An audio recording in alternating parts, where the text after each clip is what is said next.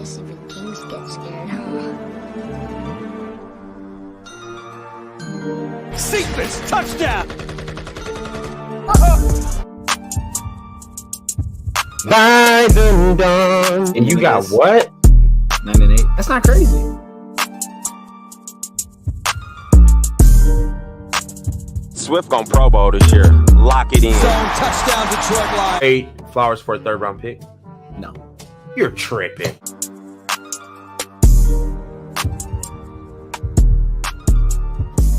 The gut punches will stop. Yeah. Yo, what's happening this last second dose? What we doing the most, baby? It's Rad Holmes in the building in Portland, Oregon. Repping them Detroit Lions, us versus everybody, and we ready to rock and roll for the show. And you know we about to go. But I got the guy, Mr. Mustachio. Oh, I'm flowing a little bit. AKA Mixed Stats, Dose of Dorsey 2.0. What's happening, Brody? What's happening, Rad? Man, I thought about something. Does our intro kind of sound like a song? Like, I know there's a beat behind it, but doesn't it kind of sound like a weird song? It's like art, and we got to make a new one soon. Every time I see them, like, we got to do a new one. This is last year's. It's definitely art. It is last year's. It's time for a new chapter of Last Second Dose. What we doing the most? I'm pumped. I got my coffee high. I'm ready to go. Ooh. Yeah, you look Shout out ready. to the chat. I know you got that cleaned up before we got on here, and you look good. Yeah, You look ready you know to what go. I'm saying? You know what I'm saying? Don't tell everybody my secret. You know what I mean? You know, I made it happen. It is what it is. It looks good, man. The people want to know. You're looking like You don't just wake up like that. Oh, now I look like like I'm in the snow. No, you look like a coach. Like you look like you like in Green Bay, Lambeau, calling plays. All you need is a clipboard. You got your headset on, glasses, hat, hoodie. Where's the clipboard though? I got a notebook. Now hold it up to your mouth and call in a play for us. Call in a play. There's a lot of notes on there. You see how many notes on there? I seen that, but I wasn't gonna say it. Call in a play. Okay. We got Big Wheel, Trigger 7, Applesauce, 7 on 2. Okay. 11. All right. Yeah. Can you tell us the breakdown of that play? What are, Yeah, so what's basically, happening on that play? it's really important that you have your outside receiver really pull off the big wheel. Because without his big wheelness, the 7-4-11, a 7 does not work. So you really got to work together there. So it's a pass. No. And the snap counts on 2? No. It's a trick play. It's a trick play. We only run trick plays. I only call trick plays, man. Okay. That's how we do it. We creative. Right. Yeah. You probably never heard a play like that before. That's because it's a Never. trick play. That's why. I don't think it was going to work. It sounded like it wasn't going to work. No, that was definitely going to work, Brad. You saw something at it. It was definitely going to work. I don't know if it was going to be successful, but okay. We just got to spend a lot of time practicing. That's just what you got to get repetitions, man. But, Brad, it's good to be back. I'm pumped. Draft month continues. We here. The mock draft. Kyle Hamilton today. Love to see it. Oop, let me fix this real quick. Bam. You okay? Brad Holmes. You okay? I'm feel good. Yeah, I'm okay. I'm all right. There's kind of like stuff in the way. But we got Brad Holmes because he had a super long, like presser thing that was like 32 minutes. Yeah, you're right, so we're gonna.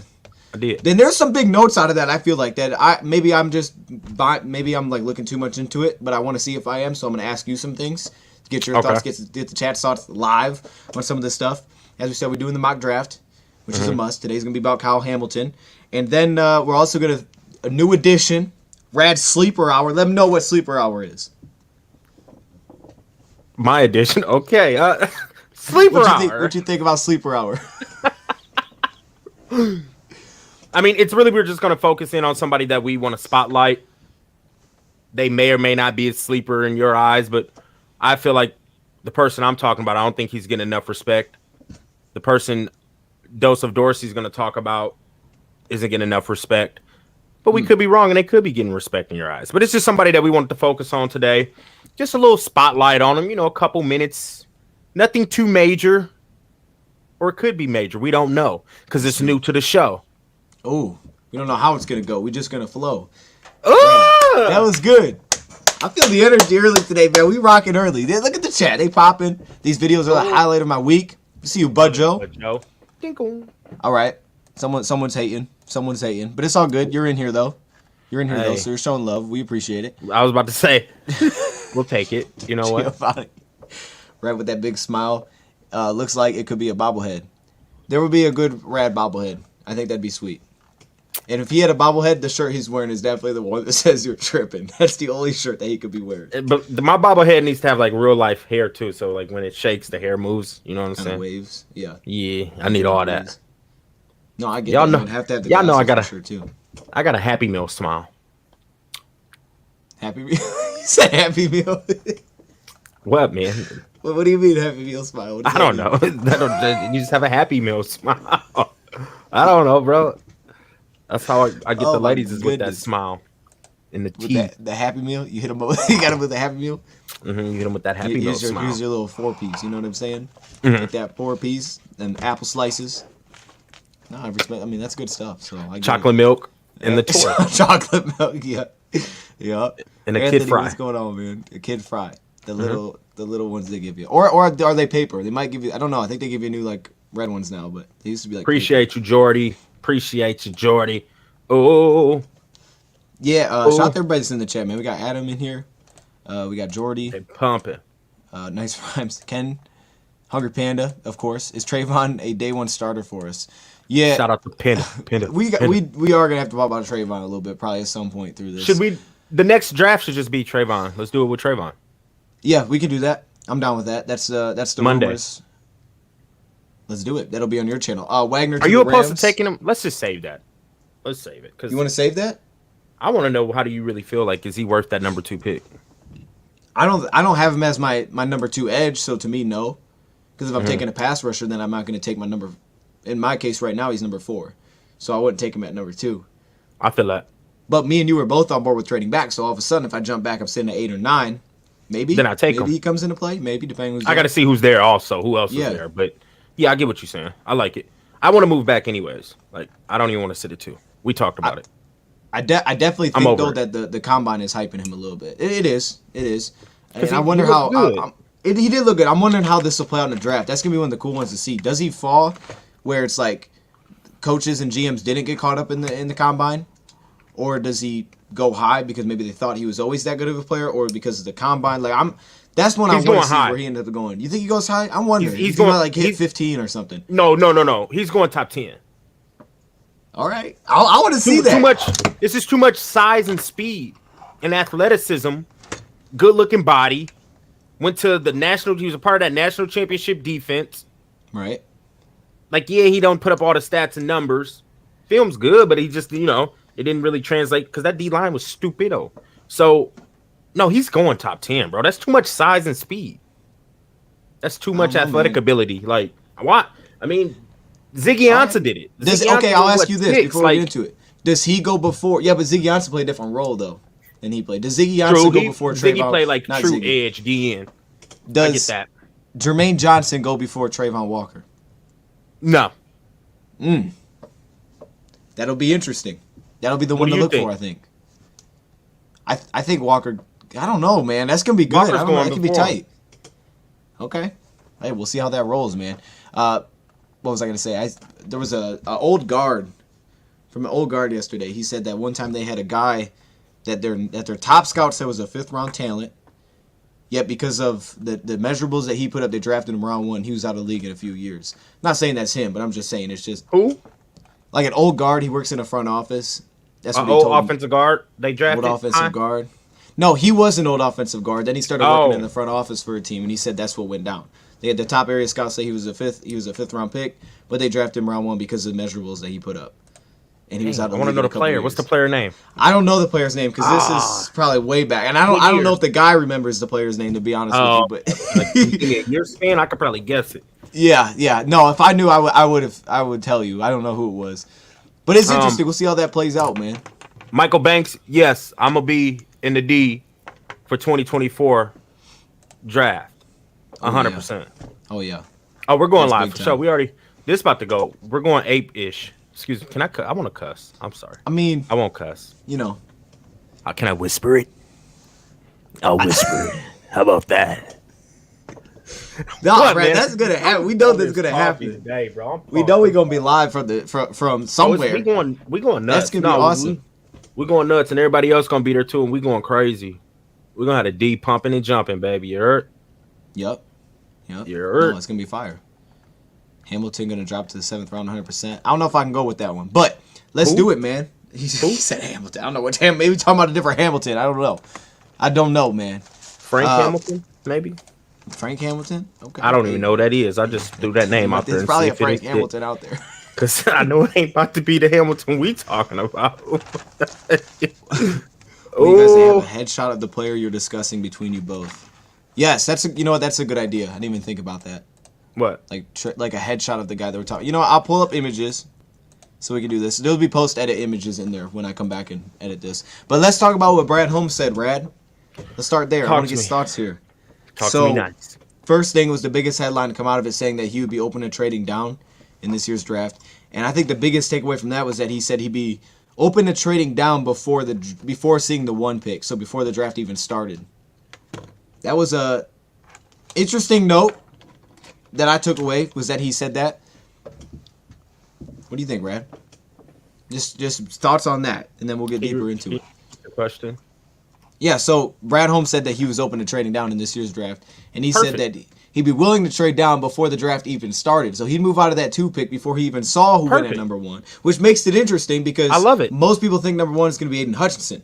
But what if he's not Hutchinson? So at that point, if you're willing to trade back before the draft even starts, it makes me believe, and I'm not saying this is wrong, but that you'd be valuing those picks higher than you would a potential possibility of a guy like Hutchinson falling to number 2. Does that make sense? I don't know if that makes any sense, but that's how I look at it. What do you think? I'm all about moving back. I mean, we talked about it off camera. I don't think we talked about it on camera. There's no dimes in this year's draft, I feel like. It's a deep draft, so I would try to get more picks. There's a lot of 8s and 8.5s. We did talk about this, I think, Monday or last week. So yeah, you brought up if you can get the second pick moved before the draft even starts, why not do it? Let's say we can move back to, I don't know, even the Jets. If we can get the Jets 5th and 7th, if they fell in love with somebody or whoever, like, yeah, let's do it before the cards are already shown. Because if we wait to that first pick and then, like, yeah, we could get a little bit more if, like, the draft played out a certain way. But no, why not get rid of the second pick? I don't want to pick at number 2. Well, I'm just saying it makes me think that because there's only really 2 spots people think one's going to go. I don't know what they feel about it, but it's either going to be Hutchinson or it's going to be a tackle. Maybe they look to trade out, so maybe you avoid some of that. You know, someone moves up and then they take someone that someone's going to be trading up to try to get it to. But it feels like it's going to be one of those Kyle Hamilton. 2. Yeah, but let's say, but so we don't really know. But look, no, we don't know. We don't know. It won't be a safety of one. I'll say that. We don't know what Jacksonville. Bro, I think Kyle Hamilton is probably the best defensive player in the draft. So honestly, it could be Kyle Hamilton. Yeah. 6'4", 220 buddy that can play anywhere but the D line. Like, why couldn't it be him? I can't see a safety going 1. I know. Man. I know. As far as like positional value to Jacksonville, people just don't. No way, like man. Consider safeties to be that high as far as like positional value. I get it, but this dude is a top player. I think he's one of the best prospects in this year's draft. I don't think he's a dime, no, but I think he's probably like an 8.5 or 9. And Jacksonville just signed Arden Key. They already had Josh Allen. Then they got the guy, what's the other guy from LSU? I always forget his name, the other defensive end. So what's to say they're not going edge? They brought back Cam Robinson at offensive tackle. Yep. So they could go offensive tackle with the first pick. Like, Jacksonville is all over the place, so I would just get out of it. I mean, now even the Trayvon Walker stuff is starting to get in there, that they could take him at number 1. I've seen that they could take him at number 1. But I would love to move back, bro. Like, because my thing is this, I don't even really want to, like, let's say they don't take Aiden Hutchinson. I don't want Aiden Hutchinson at the number 2 pick. I think Aiden Hutchinson is like a 5 but you have to take, let's say you had to take somebody. It just got to come down to who you think the best player. To me, I think position value goes out the window, and that's why I have no issue with taking Kyle Hamilton at 2, because I would almost. So why you can't take him at 1? Why you can't take him at 1 then? Because I don't think the Jags will do it. I just don't think the Jags will do it. Okay, I'm like, why not at 1? If we'll take him at 2, why not at 1? Yeah, I just don't see the Jags do it. I think the Jags will go pass rusher or go tackle. That's what it feels like. We know Hutchinson's the favorite. He's like minus 300 go number one. So that's what I was just saying. I think it's interesting because if they decided to trade before the draft started, it tells you that they would be valuing the trade back over whoever falls at number two. They don't really care. They don't care who falls at two. And that's how I value it too. Yeah. I'm right there with them. Let's get rid of it. No, but Jacksonville's been all over the place this year. We don't as much money they throwing on. They just signing any and everybody and their cousin. Like we don't know what they're gonna do with that number one pick. Them boys is thirsty. This is true. They signing any and everybody. Bro, we don't know who they gonna take. At one point, I was like, wait, what if you took a receiver at 2? And then I stopped quickly. But you had to think about it. Like, what if they went receiver at 2? No, I'm not with it. Let's not even talk. You shouldn't even said that on air. I don't want that juju out there. Let's not. They won't do it. I'm just saying, though, if you're trying to take best player available, you got to look at every option. You scare me. Now, I do want to look at this. See, this is the draft order according to Tankathon, I guess. And a couple teams that I feel like could be trading up. There's a couple that I wanted to point out. You can point out one, too. But Carolina, to me, is interesting. They want a quarterback, possibly. They want a quarterback, and they're behind the Giants. I don't think these two teams will be taking a quarterback. Someone could move up in front of them. I think Carolina is interesting because Matt Rule, we know he needs to win this year, right, to try to keep his job. My thing is that if I'm Matt Rule, I'm not going down with Sam Darnold as my quarterback. Like I'm not going down like that. 100%. Even if I draft a quarterback, it might just buy an extra year because I drafted somebody. So I'll be like, I'm not going down with Sam Darnold as my quarterback. I ain't getting fired like that. You know what I mean? So like they become real interesting to me. What quarterback? Possibly Carolina. What quarterback? I don't know. To me, if I were them, I'd take Kenny Pickett. Because I feel like he's the most ready. Like right now. I would take Pickett because I feel like you can win with him right now. Right now. And then you could even argue, well, so he's young, so we're still, we're moving forward with it. I mean, maybe you could buy an extra year by drafting any quarterback just because it's like, well, he's a rookie, so we have to give it a year for him to start next season. Shout out to JT's massive purpose. We see with the super sticker. Don't know what the super sticker is, but I see you. Appreciate it, man. Hey. What do you think, Rad? What team do you think could be interested in trading up? I mean, it's got to be somebody that falls in love with the quarterback. It depends on what happens with that number one pick. Let's say, if it's a tackle, let's just say it's a tackle, and then teams fall in love with either they're in love with a quarterback or even Aiden Hutchinson. I think we need it to be like an offensive tackle, bro. That's what we need to go first for, and anybody to really move, because then it gets crazy. Because the Jets could want Aiden Hutchinson at that point. That's true. They need a pass rusher. Everybody's always looking for pass rusher. So if Aiden Hutchinson falls to 2, I think we could get a lot of phone calls at that point. I don't know if anybody's gonna fall in love with these quarterbacks, man. Like because they don't just jump off the paper at you. So we really need Aiden Hutchinson to be sitting there too. We need a tackle to go first. And then the whole playing field's open, and then I think at that point we could trade back. And I think we still should, even if Hutchinson's sitting right there too for us. I really do. I want to get more draft capital. I mean, you know what I want. I want them Philly picks. I want to move all the way back to 15, 16. But I thought you said you would want to stop. You want to stop, though. You want to stop at 13 or something, you told me. You're going to go back to all the way to number 15? If I can get 15, 16, and 19, 100%. Wow. Okay. I'm not right? mad at it. Like I'm not if you mad get three for one, bro. Hey, 3 for 1. There's a lot of talent in this draft. A lot. Right. And if we can get 15, 16, and 19, that's 2 defenders and that receiver right there. Bam, bam, bam, bam. 3-peat. Hit them all across the face. Bam. 3 instant starters. Let's go. I would love to do that. I would love to move back to 15. You said pick 20. I don't know about going back that far. I'm just saying. I think Pittsburgh. I don't think they'll move. I don't know if they'll move up that high, but I think especially if Malik slipped or something. Maybe not even Malik. I think Pittsburgh would definitely be in play for drafting a quarterback. No one thinks they'll trade up, but when you don't have a quarterback, things change. Now, Atlanta, I don't think they will because they got Marcus Mariota. It feels like they'll be cool with waiting a year. Maybe if someone slipped, but I don't think they'll move up. We know Seattle is interesting because they have Drew Lock. They sound like they like Drew Lock, but maybe they'll be in kind of the same boat as they're just going to sit back and wait. I think Carolina is the most interesting one. Maybe even the Giants too because they got the high picks. Maybe the Giants because of Daniel Jones. Who knows, man? I don't know. I just think the Panthers aren't they still in love with Danny Jones though? I mean, that's what we hear. I don't know if they really are, though. They haven't given up on Danny I Jones. don't know, man. I will find out soon if they have or not. What if someone fell in love with Kayvon? Yeah, I mean, he should be there at 2. That's what the thought is. So, yeah, if someone fell in love with Kayvon, come get him. Yeah, so if any fell in love with anybody, come get him, man. As long as we get a nice return, we can take. I'm cool with future picks too, man. Like if I'm stacking up some picks for next year, like we're open for business. We'll have 13 picks next season. I got nothing wrong with that. We could change that back into a player, whatever we want to do. Because I think the more picks we have next season, if this season how I think it will, and I think you think it will. If we're if we're pushing for playoff spot this season, and then next year you have even more picks to work with. Now you can start changing those into players and trading for guys because you're not going to have that many, that much money on the books. You can start trading for guys at that point. Then you have those picks to do it with. So if we want to take some future picks too, now don't just have to be this year.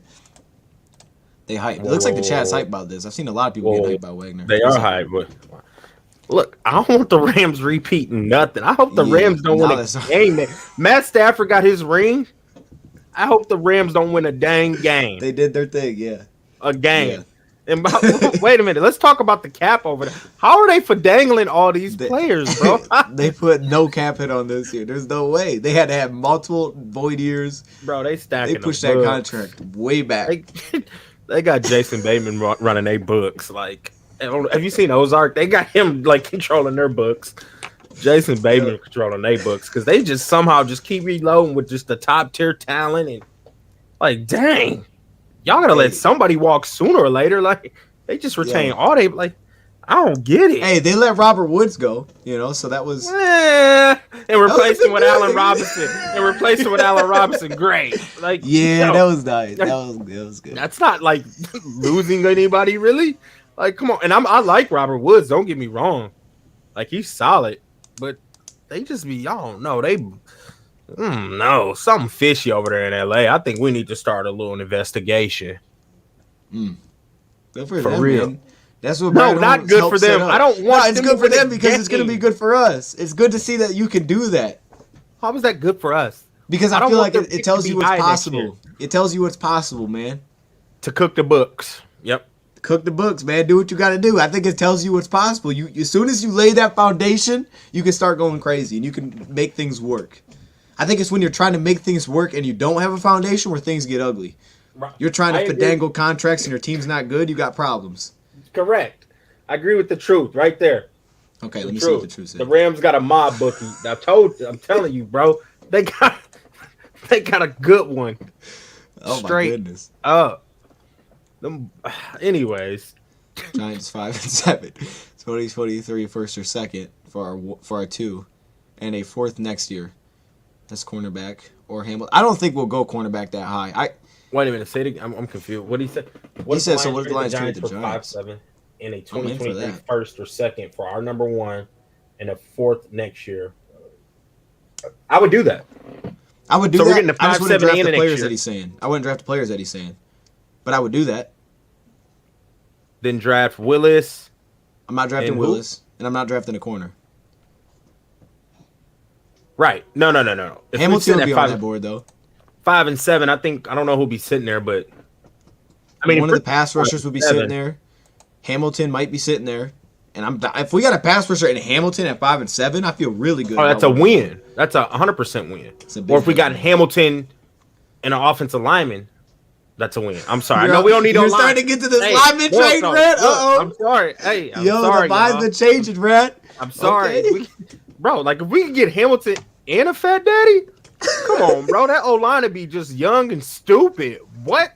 Why wouldn't you? Like you starting to like the offensive lineman idea, Red? You have a good shot of winning games if you have a good offensive line. I'm sorry. That's I would do it over taking a corner.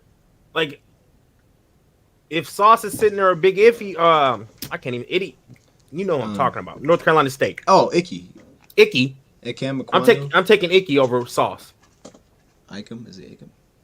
Okay, that's interesting. Even probably Neil. I like Sauce. Because I feel like with Aquanu, I don't know. I get the idea on paper. It's like, to me, he's got to be better as a pass protector to be a tackle. But what if he's just a guard? Like, just a big dog. Just be a guard. I mean, and what it Quentin does, Nelson. it kills two things at once. Now we got a swing. We got kind of a swing tackle. Something happens. Okay, Kramer. The only issue I see with this, I want to hear your thoughts because Big V is.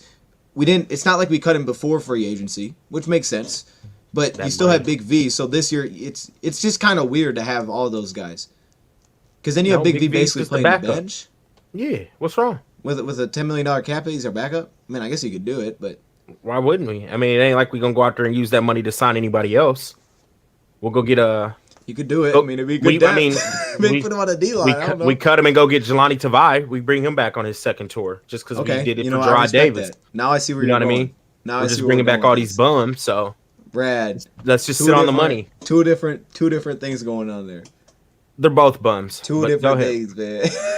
You said Bring back Jelani. Bring back Tavai at this point. Like, Come on, man. What? All right. He was in the wrong scheme, wrong fit. Like, let's give the guy a chance again. No, Yeah, man. but this is not the right Gerard scheme for him, Davis, man. Jared Davis, Gerard Davis Hey. is a bum. Jared Davis is gonna surprise you, man. You want to make a bet he doesn't make the team? I'd bet on that. First, hold on. Let me see if we draft somebody. Like, let me see what linebackers we draft. No. We can't wait till the draft, right? Can't wait till Buns. the Thank draft. you, Anthony. Can't Buns. wait till the draft. No, you let's want to wait make to- the bet? We gotta make the bet now. No, I want to see what linebackers we draft. If we get my boy Nah. Channing Tindall, Nah, Gerard Davis isn't making the team. they're two different players though. If we go get Leo Chanel, I You can't won't think get of his him. name. You won't get him. He's too big. He's off the squad.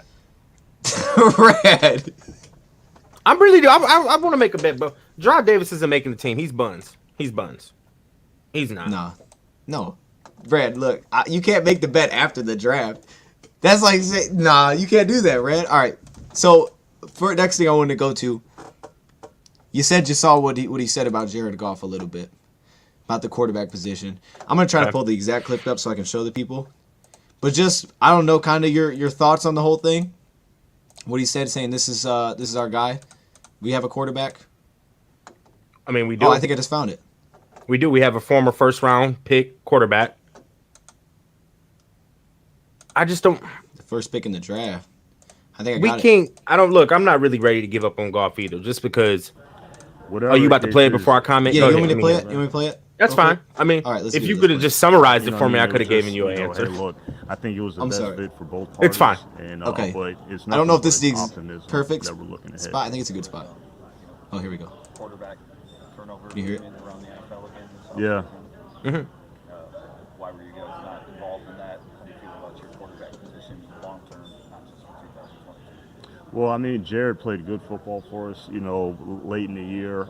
So we have a lot of optimism about Jared going forward. So we have a quarterback. You know, if you're asking like why do we not kind of hop into that world, but you know we're happy with where Jared's at right now, and you know we're looking forward to having a productive year for us. I guess I'm mostly asking as it relates to the draft. Like, how comfortable are you with him Yeah. being your quarterback in 2023? I mean, what do you think you have in him from a long term? Dave Burkett. A starter that can be productive for us. I mean, that's you know I think that's what we have.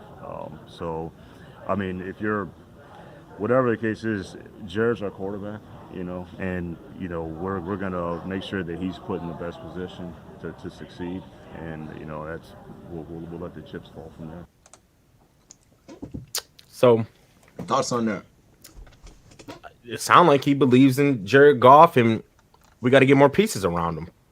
I mean, plain and simple, like we couldn't really give Goff a grade last year. He didn't have a good receiving core. O-line was beat up. I wouldn't go. I mean, we were saying it before we came into last season. Like, we're not going to give him a grade. He's going to get a pass. This coming season right now is when he's going to get graded. And yeah, I mean, technically we do have a quarterback. He was a former #1 pick overall. He's been to a Super Bowl. He's had some good film. He's had some bad film. I'm not 100% giving up on him. I would love for Jared Goff to pan out because then we can just use all these Build picks the we team. got and build around it. Yeah, I would love to not have to go draft a quarterback. But am I like the biggest Goff fan? No. Am I bought in on Goff 100%? No. Does Goff need to improve? Yes. But is Goff a star, like he said? No. He didn't say he was a star. He didn't say he was the star. He said, hold on, rewind it. I heard star. I closed it. He didn't say he was a No, star. he definitely said a star. He's going to He be did a not. star like we thought he was, or something along No, that line. no. He said something about a star. He said a starter that's productive. You sure? He said starter, not star. I thought I heard star and about threw up. Like starter. Star, You no. didn't say star, no. Yeah, he's a starter, obviously, but I thought he said that. Nah, man, like, I get it. We can't 100% give up on Goff just yet. We need to see a little bit more towards the tail end of the season. He was playing some good football, and he's played good football before, and he's also played some trash football. So I'm not opposed to getting a quarterback late in this year's draft. But the only thing about that, if we draft a guy in like the 5th round, is he actually going to be a starter? Probably not. So we're kind of wasting a pick. Or he could develop into a starter. It just depends. Like, it's always like that with them late picks. You just don't know. Yeah, it is. Like, you just don't know what you're getting. It's like that even with the top. Yeah, honestly, every pick's like you that. You don't know what quarterback you getting. Like, it could be a good one, it could be a bust, it could be a dud. You don't know. But I think this next crop, Stroud, it's good. It's good. And Stroud and what's Bama? Stroud, Bama's quarterback's the best. Bryce Young. Young. Now them somebody. I like Bama's quarterback way more than Stroud from what I've seen so far. I'll take either one of those over anybody in this class. But I do like Bama quarterbacks better. I take them 2 picks next year and then flip up. So I don't think we need to push on no quarterback just yet because we still got 2 picks next year. Let's give Goff his year this year to see if you're the truth or if we can build around you. If not, flip them 2. Go get Bama's quarterback. Boom. Go get someone. So yeah, I'm bought in. Yeah. I'm bought into Goff one more year, 100%. It's my quarterback. I'm still gonna call him Goffle. But you know what's funny? I heard someone say that to me. That you don't know. They said Goffle. And I was like, oh my goodness, I hope Rad did not start this. I don't know who started it, but if Rad started this, and I got people that I just met calling him Goffle, I'm like, oh my gosh. Well, what just happened, man? Rad, you started something. You just went viral. That's what you did. I haven't went viral yet. That's going viral. It needs to. The homie Naylor was telling me that too, bro. You should just like keep blasting it. Like I don't want to just keep trashing our quarterback, but he's shown moments of Goffleness. He's shown that. Is that a word? Goffleness? Yeah, it is. It's a word. So. I don't think it's a word. Goffleness. I don't think that's a word. It's like risotto. It's not a word. Risotto's food. Nah, the name, Brad. The name. Risotto. I thought risotto is food. Oh, it might be, but I'm talking about the name. Okay, never mind. I think risotto is food. That sounds like we go 2 different pastrami or salami. Like it's in that family, or is this some cheese? Risotto. Yeah, I thought risotto was like some lunch meat or something. I don't know. I was it sound good. Movie. I was talking about the movie, but you talking. What's about the movie Risotto? From Billy Madison, where he has right risotto in cursive. I haven't seen Billy Madison. You've never seen that? Oh my goodness! I've seen Billy Madison. I'm an 80s. Okay, but you know what I'm talking about, where he writes it on the board. I haven't seen. Probably. It's probably been a minute. Oh, it's been over about 20 years since I've seen Billy Madison. All right. No, that's cool. Now, risotto's a word, bro. I think it's food. I want to go. We did. How do you spell it? We didn't show. I don't know. I was just going off the joke. I have no. Okay, my bad. Let's get back on topic. You know me. We get to talk about food. Now Sheila Ford. We know that she's been involved in this, and so has Brad Holmes. But he talked about last season how they decided to hold off. He's like, we probably could have went out, signed a vet, and won a couple extra games, but we decided to hold off. Kind of like the Levi thing, I guess, in a way. You decided to hold off, and it worked out. But they said he decided to hold off last season. To me, it almost feels like we have a real good shot at hitting the ground running because of what they did with last year. Like, we added DJ Chark, right? And we're saying, okay, where is DJ Chark going to fit in there? They'll have to figure that out, but they know. And actually, did you see the part where he said about resigning his guys? Can feel it. Is that the grass ain't greener on the other side comment? Did you? Yeah, where he kind of went into it. I thought that was real good because he kind of answered what you said. I'll find that clip. Answer what I said. Go ahead. Talk to me. I'll find that clip of it, but. No, I think we have a real good shot to just hit the ground running because already know how Khalif fits into this. Like, didn't it feel like last year we were kind of trying to figure it out exactly? Yeah, we were trying to figure out what everybody's good at doing and finding their roles and stuff like that. Yeah. And then it goes back to me to what Sheila said when she was doing that 1-on-1 when she said, now we know, like, okay, this player may be this with this many snaps, but now we know what they are. And the more I think about it, we really did give everybody, like, there's not a player on the team last year that we can't say, at least some way, okay, we see what he did. I think we saw literally everybody at every position last year. Yeah, we know what we got out of our roster. We should know what you're good and what you're bad at. 100%. Yeah, we should know everybody's strengths and weaknesses. 100%. Everybody got a good you know, we got a good take on everybody. Why you take the glasses off? Should I take mine? Like you keep taking them off, putting them back on. Like, My screen's not that bright right now, so I don't know. feel like I need them. Are you pulling them off when you're trying to really give a good take? And then putting them back when I give the good take. I don't know. You keep doing it. I'm like, maybe I should move mine a couple times. I don't know, man. I get what they're doing in free agency. What they did in free agency is making sense, 100%. Like the grass ain't always green on the other side. We know what we're getting out of these players. To your point, we're gonna hit the ball. We're gonna hit the ground running because we already know what each player is strong at and things like that. But we still have nobody on that defense that nobody ever fears. We don't have any playmakers on that defense, and I keep beating the drum on that. We need some playmakers on the defense, and we're gonna have to do it in the draft and go out here and get some playmakers, bro. Offensively, I think we're set. Mm-hmm. Maybe a couple. Maybe add. If we only added one more receiver in the draft, I'm cool with that, bro. I really am. I don't know if we need to add two. He doesn't feel like defense has more needs than offense. He doesn't feel like it does. Okay, but if you think about it, do you think this kind of makes sense? Think about it like this: tight end, we could use a tight end. We could use a backup. We need a backup tackle. We need another top receiver. If they go with 2 receivers, that's 4 spots. Only spots I would say is running back and quarterback, really. So maybe I think there's like 4 legitimate spots you could draft on offense, right? I mean, is that because receivers a need? We need a backup offensive tackle because we didn't go get that. Tight end is kind of iffy if you want to do that or not. What did I miss? I missed something there. Oh, if they draft 2 receivers like they said they were gonna do. I think is more needs defensively in terms of starters, but I could see them drafting a close amount on both sides of the ball. So tackle, I think offensive tackle should get addressed 5th round and back. 3rd round and back. No, sure. It can be addressed higher than a third rounder is you're a potential starter. Like you may start this year. But what if we drafted how you draft Stuber? What if you drafted a guy like, let's say Petit Frere, right, from Ohio State? Let's say you draft a guy like that could be a guard, but also has played tackle. So you bring him in, takes the guard spot, and then he pushes the tackle eventually. Or if you put him out there as a swing tackle, then maybe it's worth more of the value. It's still a weird spot with Big V. I like the versatility there. Like, yeah, if you can pop in the guard and bounce back out the tackle, then like, yeah. But I don't know, 3rd round, I don't want to waste. But let me put it like this: that's not coming in and starting this year.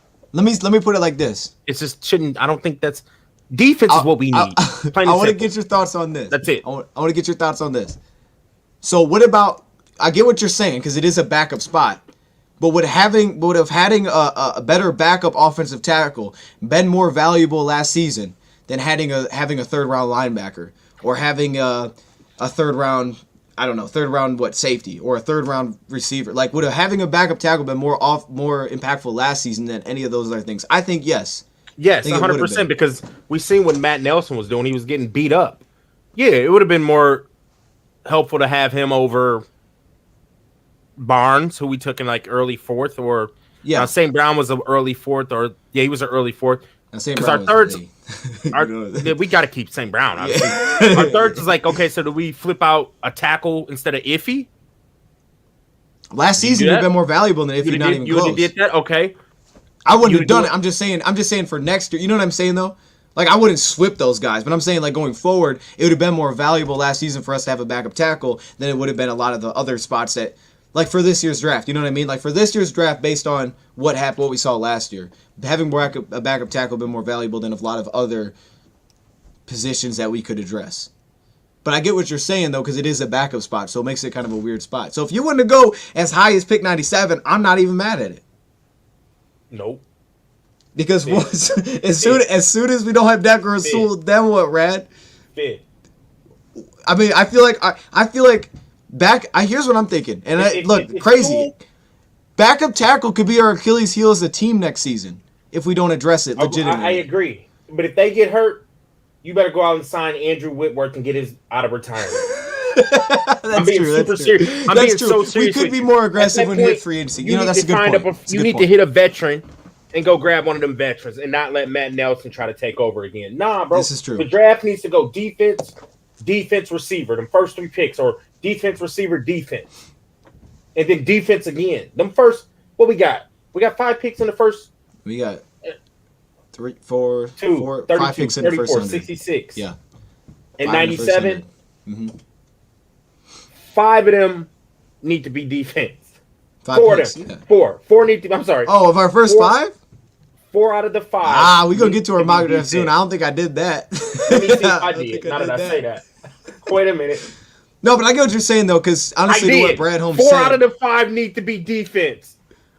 But Brad Holmes said, no, you're making a good point, because Brad Holmes said that we could have gone out and signed a vet. And I think last year, now tackle, I feel like backup tackles are way harder to find when it hits the season versus finding a veteran receiver or some sort of trade partner. Like when we hit the trade deadline, we were looking at who's available options. It was much easier for us to see like, oh, this receiver we could go get from that team because it's just the contract situation versus being like this tackle we could easily just go get.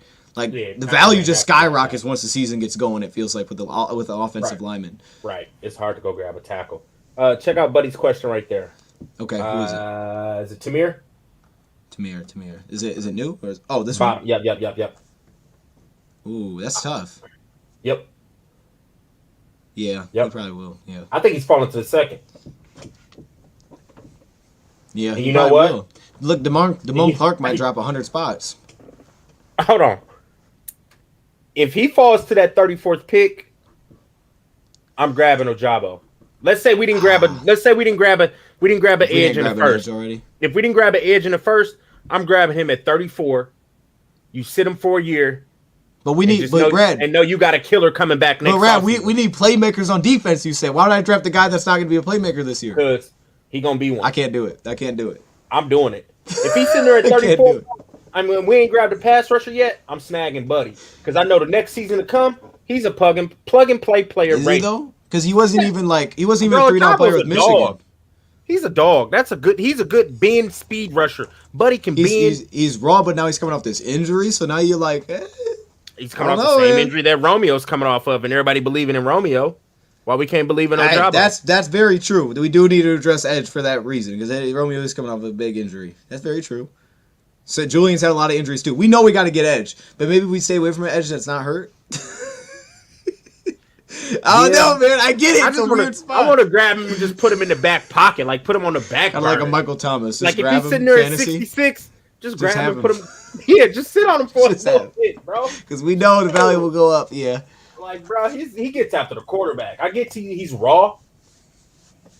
I mean, he's a better pass rusher than Hutchinson. Let's be real. No. No, he's a better pass rusher than Hutchinson. He no, is, he's bro. not, Brad. Now you tripping. Where's the clip at? He is, bro. Whoa.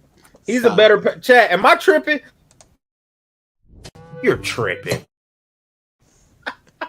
Chat.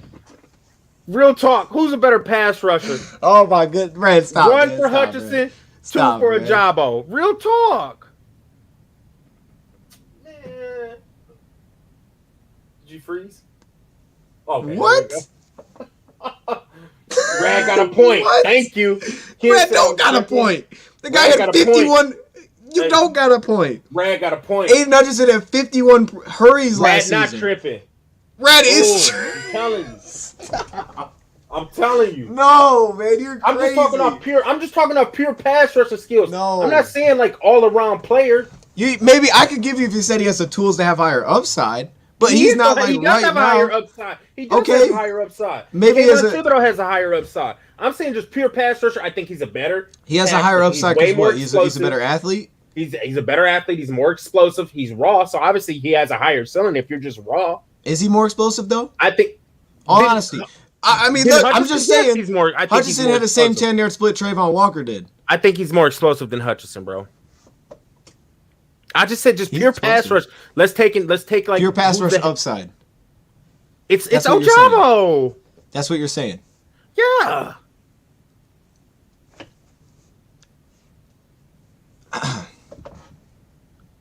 It got real quiet. No, because I just feel like if we're just saying pure pass rush upside, I'm taking Nick Benito over David Ojabo. Oklahoma kid, Nick Benito. Yeah. And look. Now you're tripping. I don't think that's tripping. I think Nick Benito is one of the best pure pass rushers the draft has. He is, but I'm just saying, bro. Like, If we can grab Buddy in the second or the third, why not put him on the back burner? Like, I'm just not super sold on Hutchinson, man. I don't know. No, I'm not sold that the Lions are that interested in him. None of these guys really. That's why I want to get out of the second pick. I do. You do? I'm with that. I want to get out of the second pick too. I do too. Because there's a lot of gangsters sitting in that teen area we could grab. There's a lot of good second round talent we can grab too. So if we can move back, grab another second, like there's some dogs out there, bro. Like Nakobe Dean is gonna fall. He's gonna be there in the second. Not saying I even want Nakobe Dean. There's other linebackers I like better than Nakobe Dean. I think Channing Tindall is the best linebacker on Georgia's defense. I'm gonna put that out there right now. Okay, I'm not mad at that. I like Chad Muma better than him. I like Christian Harris better than him. But Nakobe Dean's falling to the second. But I just feel like there's a lot of like that second round talent. It's gonna be nice, bro. And That's I want to true. get up in. I want to get up in there and just stay close to them, like that 30-40 range. Pick 30 something, 40 something, and just grab a bunch of them jokers. To be real, I mean, think if you could walk away with Harris and Muma. Bam, bam. I mean, that's grab you nice. another receiver. That would be real Get my nice. dog Petrie. Yeah, my dog. Every time I'm tired of you. I just know what's coming later in the show, so I didn't want to, Look. I'm telling you, man. Like, there's a lot of little dogs out there, and let's get up out that second pick. Let's move back and just grab a bunch of seconds from somebody. Somebody got like pick 40 and pick 41. I forgot who it was. It's like if we can get they first with pick 40 and pick 41, and we still sit at 34, like bam, bam, bam, bro. We just killing at that point. I'm sorry, y'all. I know I'm rambling, but I'm just getting excited. It's a lot of dogs in that second round. I feel like we can walk away with. Seattle has. Is it Seattle? So if we can, okay, bam, let's move back, take 9, 40, and 41. You can have that number 2 pick in a heartbeat. Mm-hmm. Would you do that? Wait, what was it? What is the exact scenario? We get pick 9, pick 40 and 41 for number 2. No, I want more than that. You want more than that? I want a future second or first. Oh, you're greedy. I have to be greedy. I'm moving back 7 spots. They moving up for a quarterback. This is your future. You're greedy. I'll be super greedy. I'm not mad. Hey, you know me. I feel like you got to be greedy. Taking them now, but yeah, I would honestly be cool with getting pick 9, pick 40, and pick 41. I would love that. Nah, I got to be more greedy because I don't know who's going to be there at 9. I'll be like, hey, next year's first too. Throw it in there, and we might be able to make something work. No, we can't do that. So you're going to take pick 9, to pick 40, or pick 41. The value of 2 is so high. If you're moving up from 9 to 2, I know Seattle's taking a quarterback. So they believe that this guy's going to be their future. You're going to give me the house for it. You know what I'm saying? This isn't just like, scoot up there, give me a couple mids. Pick 2 is pick 2. I get what it is. Because basically all I'm getting is a 40 and a 42. 40 and a 41. Okay, what if they threw in the third? No, I need more. Next year's first. I need more. You're only pulling that trigger if we can get a next year's first. I want a high pick next year. First round next year. Give it to me. They got a lot of picks, man. They made that trade. They got a lot of picks. But I don't know if they would go. I would hope they would go. I would take it. But I would honestly take it. 9, 40, 41. Like, Leo Chanel is sitting there. I remember we was talking about him, but only thing. I don't think he's a Lions fit. I think he is in some ways, but not completely. He would just take Barnes' spot at that point. Yeah, I just don't think it makes sense. I mean, he's downhill. He's a great pass rusher. He's a good run stopper. But to me, like, coverage, it's not great. I mean, he can run the straight line, but I'm really worried about his coverage. I don't even know if he's a 3-down backer. But the thing is, it's not that I don't like him. I just think how high he could go for certain teams that love those throwback big body with straight line speed, it might be too high for us. He might go before Nakobe Dean. I think he will. If a team like the Patriots with that wants that kind of linebacker, they would value him way over Nakobe Dean. They would love that. They would love him 100%. Yeah. So that's interesting. Scott Smith said we should take Chanel and Muma. I mean, Chanel played the Mike, Muma played the Will, but then now we got Barnes. I think they're using Barnes wrong anyways. I think he needs to start blitzing a little bit more, and then Chanel's a good blitzer too. Shoot. Ooh, great blitzer. That ain't a bad little duo, but I'm leaning more towards getting like a guy like Christian Harris or Channing Tindall. You want to oh gosh, what comment do I have stuck on the screen? I don't know how to get it off. Oh, there it goes. It's off. I had a comment stuck on the screen. Okay, you want to get to our mocks? Oh yeah, my bad, bro. We got off topic. No, it's all right. we get to the mocks. Let me get mine pulled up. Let me get mine pulled up actually too. So do you want to show the names on the screen? Make sure you're zoomed in if you're going to do that, and then I'll come back and edit it later. Hold on. I forget how I got mine set up. Y'all sleeping on Dean? I don't know if we're sleeping. I think Red made a good point. Like, to me, like, I think that I first did my thing on Dean. I looked at him as like somewhere in round 2 something. So I gotta zoom in. How am I? But Rad made a good point. Not running your 40 is real interesting, and I don't. Maybe there's more backside to it, but not running your 40 is interesting because that's gonna be the big thing for him. Like, it's like to what Rad said. If he ran a even relatively slow 40 at his build. Now you draw a lot of immediate red flags. Now, like, dang, he's not even big. So now it's like the dude can't handle blockers inside the box. So if I have that paired with a guy that I'm starting to get worried about his speed, now I got a lot of concerns about the player. But I viewed him as like a somewhere in round 2, maybe like late round 2, something in that range. Yeah, I think he'll go mid. Like I'll see him as mid just because he didn't run that 40 with that size, and he somehow I don't know what he runs, but he obviously scared. But on film, he doesn't look slow. He doesn't. So that's why I'm like confused. Like, but I don't think they put him in roles to look slow. Like if we're just talking straight line speed, right? But for me, the roles that he doesn't play, he plays a very heavy role. I feel like of this is your assignment, play that assignment, which would be good for the Lions. They love blitzers. They like the guys that can play man coverage. So I think he'd fit schematically for us. I think he really would, especially as a will. But I don't think those roles will make you look slow. Like if I'm manned up on a running back that lines out wide and then he comes in motions and goes across the field, like how can I really look slow there? Because I'm not processing much. It's just this is my guy. Follow that guy. You know what I mean? Does that make sense? I don't know. Maybe I'm just talking like straight speed. Like Channing Tindall looks faster on film to me, and that's why he ran a 4.5. Okay. Channing Tindall did fly. Channing Tindall's super fast, man. That's the guy. That dude is nuts. I want him to be a Lion. But Dean would fit us, so I would not be mad at Dean. I wouldn't be mad if we got Dean either. It's just that I think he's going to be there in the second for us. Are you ready for your mock? I guess, man. I don't even like it. What do you mean you don't like it? You don't like it. What's wrong, man? I like to make trades. I want to move out of 2. But I know we have a script, and let's stay on our script. I'm ready. I didn't say we could make trades, but I guess that was just assumed. Okay. I thought I don't have any trades on this one either. At pick 2, we're gonna stick to like the person we have to pick, and then later on in the month we're gonna like do one where we're trading and stuff. I got it. I'm all for it. Yeah. So what am I doing? Wait a minute. So this is our Kyle Hamilton mock draft. We both use the draft network. Red, you have yours. You can share it whenever you're. I have mine up, so just make sure it's like zoomed out so they don't give away all the picks. I did. Okay. I think I'm prepared. You want to go to your first and then come back to mine? I mean, we both know we got Kyle Hamilton at 1. Put mine up. I'm gonna go Kyle Hamilton. So Kyle Hamilton is the 2 pick. I need to wait. Can y'all see it? Yeah, they can see it. I'm gonna get that thing off the screen. You sure? Because I can't see it. So these are Kyle Hamilton mock drafts. So basically, we have to take Kyle Hamilton at 2, and we go through the rest of the draft like that. I think it's a legit possibility. Can we just start there for a second? Brad, talk about why you would like drafting Kyle Hamilton at 2. What would you be happy about if the Lions drafted him? If the Lions drafted Kyle Hamilton, I think we get an instant playmaker. He's 6'4", 220, moves very well, playmaker ability, and he can play a lot of positions for us. He can play in the box. He can play high, split safety. He can also roll down and be that rover because pretty much we're going to be running 4 D linemen. So I think we're going to run a lot of 4-2-5. He can be that 5 guy if need be. You're going to have to get near that line of scrimmage, which Notre Dame had him doing a lot for them because he's not scared to come in and hit. He can blitz. Zone drops pretty well. He just struggle in man coverage a little bit, but I mean that's a work in progress. We can teach the guy how to man up on a tight end. I think he can man up on a tight end pretty well. Right. I think right there we just get a great chess piece. Now somebody who's going to be out there making plays.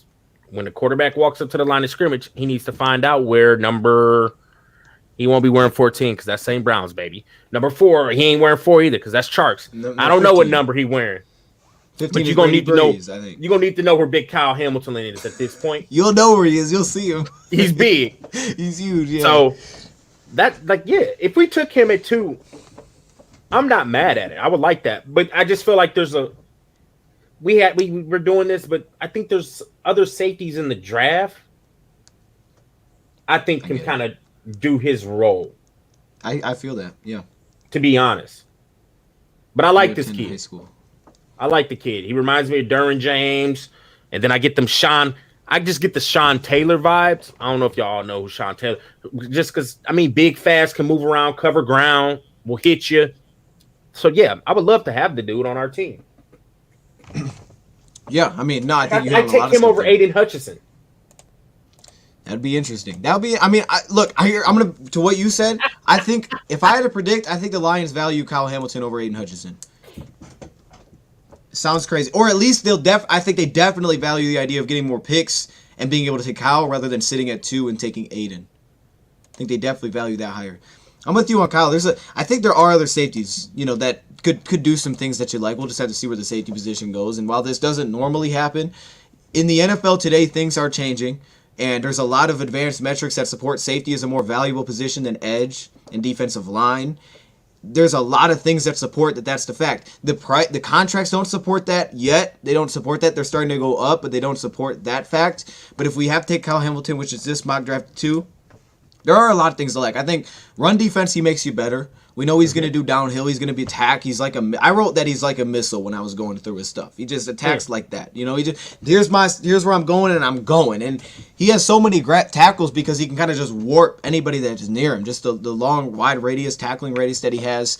The man coverage stuff is my biggest concern with him because I think, to me, what we saw what Tracy Walker was able to do would make me even more excited about Kyle Hamilton because maybe he's not the cleanest in coverage from a safety standpoint, but if I need to have him play off coverage on a tight end or some sort of slot, he has all the tools to me that could do it, and the Lions would just put him to work. I mean, they would just run extra one-on-ones with him. Like, hey, practice cover on receivers and man coverage, just like they did with Tracy, because we're going to ask you to do this.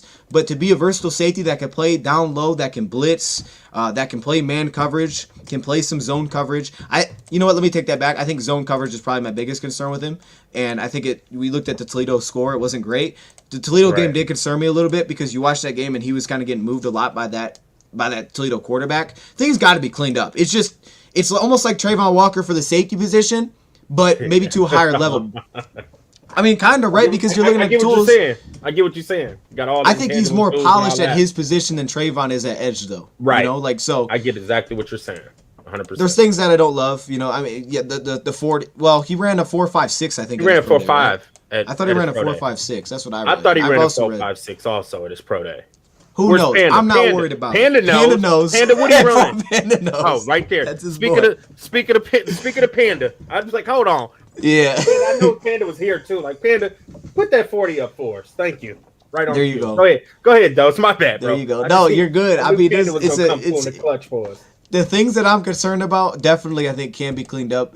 The run angles that I think he gives up sometimes on big plays, but it's like a more polished Trayvon Walker at his own position. So, and I think the Lions do value safety high. So maybe, and I think there's versatility that he would fit well. So we both have Hamilton at 1, but now here's where it gets fun.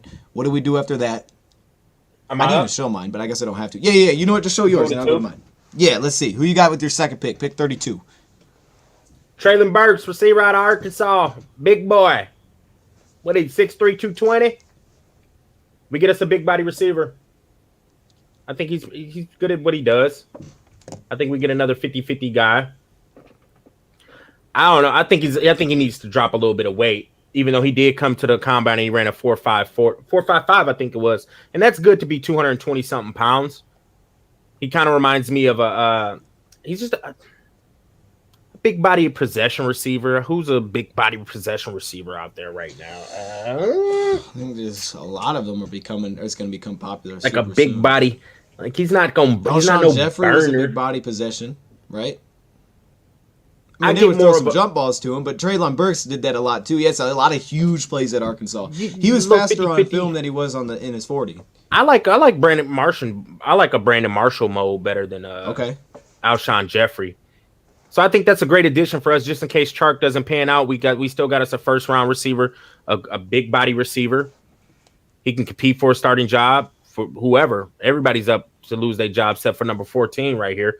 The other two, we all battling. So I had to take Traylon Burks because I got to follow what I've been saying. I want to go defense, 2 defensive players, and a receiver within the first 3 picks. And he was sitting on the board right there, and I had to take him.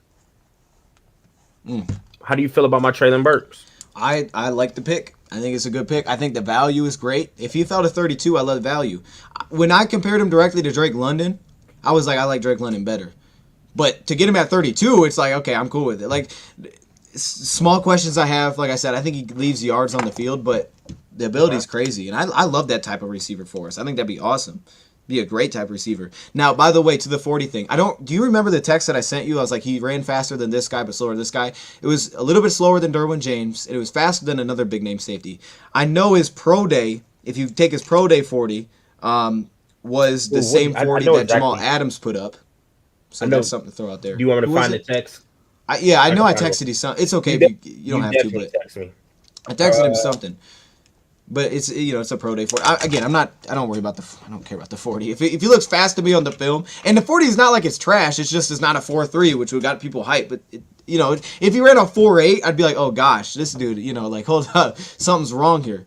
But I'm not too worried about because I think what makes him look so fast is his flow to the football. That's what makes him look so fast. I can't find it. I'm sorry. It's all good. It's all right. It's all right. Because you did send me that, and they put it in perspective. I knew I sent you something. Oh, okay. Yeah. But I already knew the dude was faster than that 40 he ran at the combine, that 4.6 and 4.7. Like, man, buddy ran. Isn't that a good 40. thing though? I mean, like how many guys in this that came out of the combine ran like a 4.4 and you're like, oh, who's this guy? Check him out. I think it's almost more impressive when a guy doesn't run a ridiculous 40, but yet on film he looks fast because that tells me instinctually he's just on top of everything. Right. He's just gliding 100%. Through plays. That's bigger to me than I don't know. And then when he sees ball, he goes and gets ball. Yeah. I wasn't worried about Kyle Hamilton's 40, to be honest. Not at all. All right, not one bit. So here's who I got at number 32. How do I move this? Can it move? All right. Can you see this? Wait. Oh, my gosh. You did that. Hey, you living with it. But hold on. I can back you up on this. There's nothing wrong with this right here. Look, if we're going to be running a 4.25... If we're going to be running a 4.25, I'm not even mad at this. Okay, Brisker's going to be our 5. You're going to have him roll down into the box. Kyle Hamilton's going to be high. Look, I personally wouldn't do it. But, Can I fix it real quick? I know I can easily fix it. That's your draft, bub. I'm sorry. No, that's what you did. We took 45 minutes to do this draft, and that's what you came up with? That I didn't know I did that. I must have messed something up. I really didn't think I did that. Good. I must have clicked something wrong. Yo. Good gosh. Okay, hold on. Go back that's to definitely yours. March 31st. Oh, my Lord. Those. Okay, go back to yours. What you doing, Playboy? Let me. No, because I don't know why I did that. That's so unfortunate. I was like wondering why I felt like I was missing a pick the whole time. Like, why am I not getting a linebacker? I drafted 2 safeties. Oh my goodness, yo, because I felt so good about the rest of the draft that this is so unfortunate. All right, so the 32 pick you got to give Dosa. I want that to be a linebacker. If I could make that a linebacker, I feel good. But then that changes the end of my draft a little bit too. So it's just easy does it, man. So we're just going through different mock scenarios. So Monday we did the Lions taking Kayvon Thibodeau. Today we're doing Kyle Hamilton. And then next is going to be us taking. We'll see. Was it Willis or Trayvon Walker? Something. So we're just switching it up. All right, I'm next. Kayvon will be one. Yeah. God, he took 2 safeties. I took DeMarvin Leal, everyone. I think the guy's a stud. He can play multiple positions, anywhere from the 3 to 4 to 5. I honestly think he could play some strong side defensive end. He's got a really good first step, heavy hands. He's very good with his hands. I think he's the second best. He's not positionalist. I just don't know where is he a 3 technique. Because Trayvon Walker's the best interior D lineman in this draft. Yeah. I'm going to say... Trayvon Walker? Not Trayvon Walker. I'm so sorry. Devontae Wyatt. Sorry, y'all. So Devontae Wyatt's the best. I think he could be a 5. I mean, he could be a 3 or 5. If he wants to be a 3, I think you got to bulk up a little bit. Then you got to go Jordan Davis. And then I'm taking DeMarvin Leal, man. His pass rush moves, his arsenal is just through the roof. He's got everything from the spike, the quick hands, the slap over, the spin move. This guy instantly makes our D-line better, especially the pass rush aspect. Because on them third downs, you can put that big guy in there and pull whoever's the nose playing at that point in time, and you're going to get some pressure with him. And he can play multiple positions. It's just I don't know what position we can put him at. I would, if we're going to have 4 D linemen, I think he can bang that 3 technique. Now, at this point, we got 2 second-rounders 2 years in a row competing for that 3 technique position. him and Levi. So that's just going to have to elevate Levi, or he's going to lose his spot. DeMarvin Leal, that's the guy I'm like hoping is a Lion also. It was awesome. Yeah, he's a crazy. I mean, for a guy that's 290, he's a crazy athlete, man. Very well. It's. I mean, the fact that they played him at edge is like for a dude that's 290. He could play the strong. Like I feel like he could play the 7. Go ahead. My bad. He's got an arsenal, man. The spin move is my favorite part of his game. He doesn't do it as much as I would like, but it's the cleanest. It's thing, nice man. though. It's so nice, clean. bruh. His first step can be awesome. Like he can just fly into the backfield. He's got a nice little bend to him where he can kind of scoop around and just grab guys around blockers. It's weird because, like, again, the traits, the measurables and stuff is like, for top 10. Like, seriously. But then it's like on the film, it doesn't see that. I think he needs to, because you're trying to figure out what spot. You have to have a plan. Like, are we playing him at 3 tech? Let's bulk him up a little bit, and we're good. If we playing him at 5, he can stay where he is. But he just needs a spot to be a spot. He could be 280 to 290 at the 3. I don't need to bulk you up at the 3. I think he needs to get stronger. I don't think he gets enough push for the role that he's playing. But his step is so fast and his hands are so quick and violent. My thing is his bull against rush the run. has no effect Against the run, he possibly could. You know, he could get double teamed and get folded. You know, it possibly could happen. I just love what he's going to bring on them third downs and his scheme versatility. And I agree, he does need to get a little stronger. So does Levi. All right, you ready? You're up, Bubby. He says, "What's happening to McNeil now that we're 4-3?" No, I think he McNeil's goes still to the 1. starter. Yeah, he going to the 1. I mean, he did it sometimes last year, but instead of just playing straight up on the center, you just shade. Now you're gonna shade the center. That's it. And now, unless we get a guy like Jordan Davis, then McNeil's getting moved to the 3 technique. I'm so depressed, man. This draft. McNeil is moved to the 3 if we get Jordan Davis. Let's see if I can save this draft. Go ahead, you up, Bubby. All right, so here's my. This is so unfortunate, man. I got way too many safeties now. See, if I could redo this, I would take. You better not have picked another safety. I didn't, but I had Treylon Burks at 34. So I got the receiver out of Arkansas. It's a great spot for him, man. See, look, DJ Chark is the dude we needed on the outside. St. Brown, we know he can play different spots, but he's great from the inside. Khalif, I think, could be better on the inside. Cephas will help us on the outside for depth. But as we said, like, if we didn't have Chark for a game or so, it'd be the same receiving core we had last year. So to me, you get a guy like Burks who could easily play from the slot, be your big slot like a Drake London. He's awesome once the ball is in his hands, which anytime you can add that for a guy that works in the middle of the field, I think is necessary. It's hard to find guys that are really dynamic with the ball in their hands. Like, it gets thrown out there all the time. Like, oh, he's great but really a guy that has a contact balance, can break tackles, can take it to the house. He's that type of player. So yes, he is. If I didn't mess up and accidentally take Jaquan Brisker for some reason, I had some sort of brain fart there, and I took Brisker, I don't know why. It would have been probably a linebacker or a defensive lineman. But I have Brisker, so we live with it. There's D linemen. We know at 32 there's D linemen sitting there. Tell us who it is. We'll just imagine. Okay, I would have. So you said let's just say I take Logan Hall. Position? Let's just say I take Logan Hall. Okay. If we say I take Logan Hall, then mine fixes it then. Okay, I'll give you that because I know Logan Hall was sitting there. Yeah. Because I had a choice at 34 to pick either Leal or Hall. I went Leal. You went Logan Hall. Our draft's looking My draft similar. is fine. If we do that, my draft is perfectly good. And I'm not mad at that. All right. I like that. Let's go back to Raz then. What you got, Rad? Oh, you already got pulled up. You know I'm taking. Did you take him in your last one too? I take him in every draft. I want this dude to be a Lion, bro.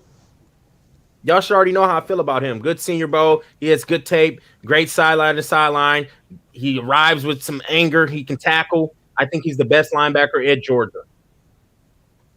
That's it. Like I think he can come in and I think he can come in and start at the wheel linebacker for us instantly. Absolutely. I really do. And I hope he falls to 66 for us. This is how I want our draft to play out. You get 2 defenders, a receiver, and then grab that linebacker at 66. Bam. 3 down upside is what he has. That's what he brings. He could be out there every single play. He's gonna be at everything.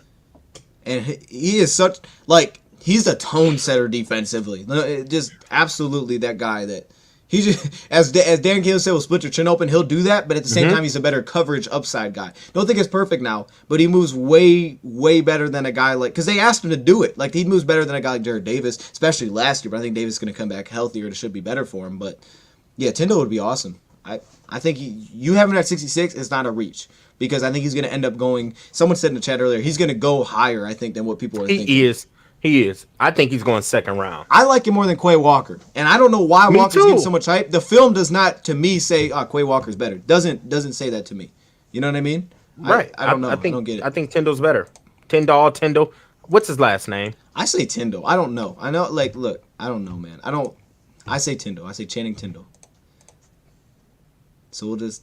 All right, I'll go to my 66 pick. Imagine that's Logan Hall is at 32. Here It we go, is. Logan Hall's 34. So that moves me to 66, where I wanted to get a pass rusher, and there he is, Nick Benito, pass rusher out of Oklahoma. Now this is interesting because the defense that we're playing, I could see the Lions. Now you could just use him and say, okay, well on pass downs we'll put him on the field. That's cool because to me he's like I said. Look, y'all say I was tripping. I think he's one of the best pass rushers in this class. His stop and start is incredible. I mean, he brings Reddick. Yeah, I mean he does. Yeah, like Hassan Reddick, he brings everything to the table as a pass rusher. But as a run defender, people are worried because he's tall and he's only 240, which is concerning. But he doesn't play at 240. The dude rocks people off the line. So to me, maybe you put a little more on his plate, on his body, or Red. Think about this: we use him as a 4-3 outside linebacker. I think you could almost play him like a strong linebacker. Yeah. Sam. Okay. Because he drops into coverage a lot. I think he's got enough fluidity to just drop, sit in zone coverage. We've seen him cover running backs out of the backfield. I'd use him like a 4-3 outside linebacker on pass downs, or if you want to just use him on pass downs and rush, that's fine. But I like that effectiveness for a top 3 pick, a third round pick. So on pass downs, he's gonna be an issue. He's gonna be a big time issue. And we know Julian, like you said, Romeo's coming off an injury. Charles is really cool, but he can't have enough pass rushers. I'm really liking Nick and just the style that he plays. The only game I didn't like was TCU. Aside from that, I thought he was dominant in every single game. So Nick Benito's the pick. Brad, who you got next?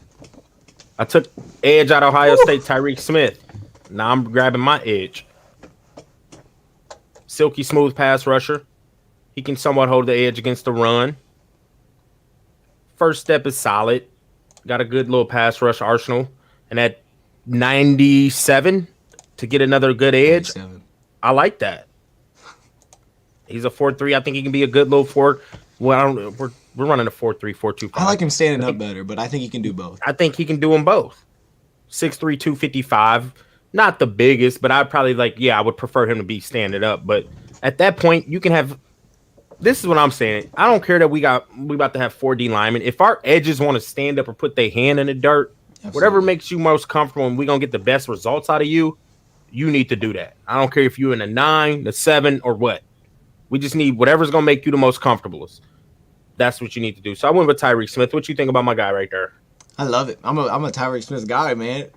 And to what you're saying, Charles Harris, I went back and watched him when we played like a 4-3. Charles Harris played stand up a ton. They let him stand up. So, yeah, I mean, whatever's comfortable for you, do that. Especially if we know it's a pass, do that. And, his run defense wasn't super effective, but I think you're getting a really nice pass rusher for that spot. And pass rushers usually don't fall. So to get him at 97, I think is a real nice spot for him. Play good competition. Yeah, Penn State was the only game I thought he struggled a little bit. Now they're asking, do you think George Pickens can fall to pick 66? Go off my screen. Okay. Go off my screen. Do you think George Pickens could fall to pick 66? I'm gonna say yes. Pickens say yes because of the that's injury. Georgia. Yes. Georgia receiver. Yeah, I think he can. It'd be tough, but I think he could. Are you good, Rad? Yeah, I just wanted to. I accidentally moved it up. I didn't want to give away my. As I was like, go off my screen. That's all. I'm good. All right, now here's where things get interesting. Uh-oh. Trey McBride. I've got the tight end out of Colorado State. Okay, I like it. Hey, I'm not mad at it. Red, I heard this yesterday from a current scout, and this is what he said. And I think I wrote this down because it sounds simple, but to me it tells a lot about the way the Lions are going. From a guy that's accomplished as he is to say this, he said, I say free agency is for needs, the draft is for the best player you can get.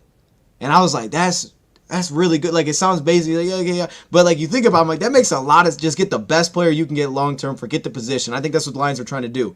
And yes, to Hungry Pants saying, I don't think Trey McBride's falling here. They had Isaiah Likely go first. I like Isaiah Likely, but I think McBride's much more complete. But since he did, you follow the simulator. It's not like I'm like, I'm not taking him because I don't think he's going to be there. The draft is going to be crazy. So I'm going to take whoever the best player is. And to me, McBride was the best player. And I said, you know what? The guy had 1,100 yards last year. He is super dominant as a blocker. Like, he's solid. Like Isaiah Likely, but he's much more built. He'll actually run. I saw a play where he pancaked 2 guys on the same play. I was like, how does that happen? 2 guys just keeps looking for work. Hey, I like it. Great pass catcher, so comfortable with his hands that he's looking to make things happen after the ball is in his hands. I don't think he's the best athlete like an Isaiah Likely, but he's also 260 pounds. I can run a deep route tree with him. And what was cool to me, and I know the competition's not the best, is that when you get to a pass situation, they needed 5 yards. They would put him out on a cornerback and have him go one-on-one, and that's where the ball was going. To me, that tells a lot about what you could do as a pass catcher. So he was there. I'm taking him. 97, Trey McBride. Brad, what you think? It. That's your guy. What you think? I like Trey McBride. I think he's a dual threat tight end. He can do both, pass and catch. Run after the catch is nice. I don't know if his 40 came out because remember he didn't run his 40 at the combine. I do remember that. I felt like he's gonna run by like a 4.7, but on film he gets open. Yeah, so I'm not mad at it. He's not the fastest, but it's acceptable. You know what I mean? He can move the chains for us, and I think we do need a tight end. You know, I've been banging. I wanted OJ Howard. Yeah. I think we need to bring in a guy that's gonna push Trey Hawkinson to that next level because your contract's coming up, so we need to get to see the best out of you if we're gonna pay you the best type money. And if we let you walk, bam, we got Trey McBride. Slide him in. I like it. Yep. Like it. Now down Thank you. 177 round 5. I finally went offensive tackle for you. You told me to draft this guy. You talk about the guy. All right. Well, here's what I think about him. Because you did. Yeah, I don't know how to say his last name still, but the tackle. You wanted to tackle so bad. He's got solid bend, knee bend, which is the biggest thing. Lomas Brown told us that that's what you got to have. You can't be a waist bender. So that's the big thing. Big Low told us that.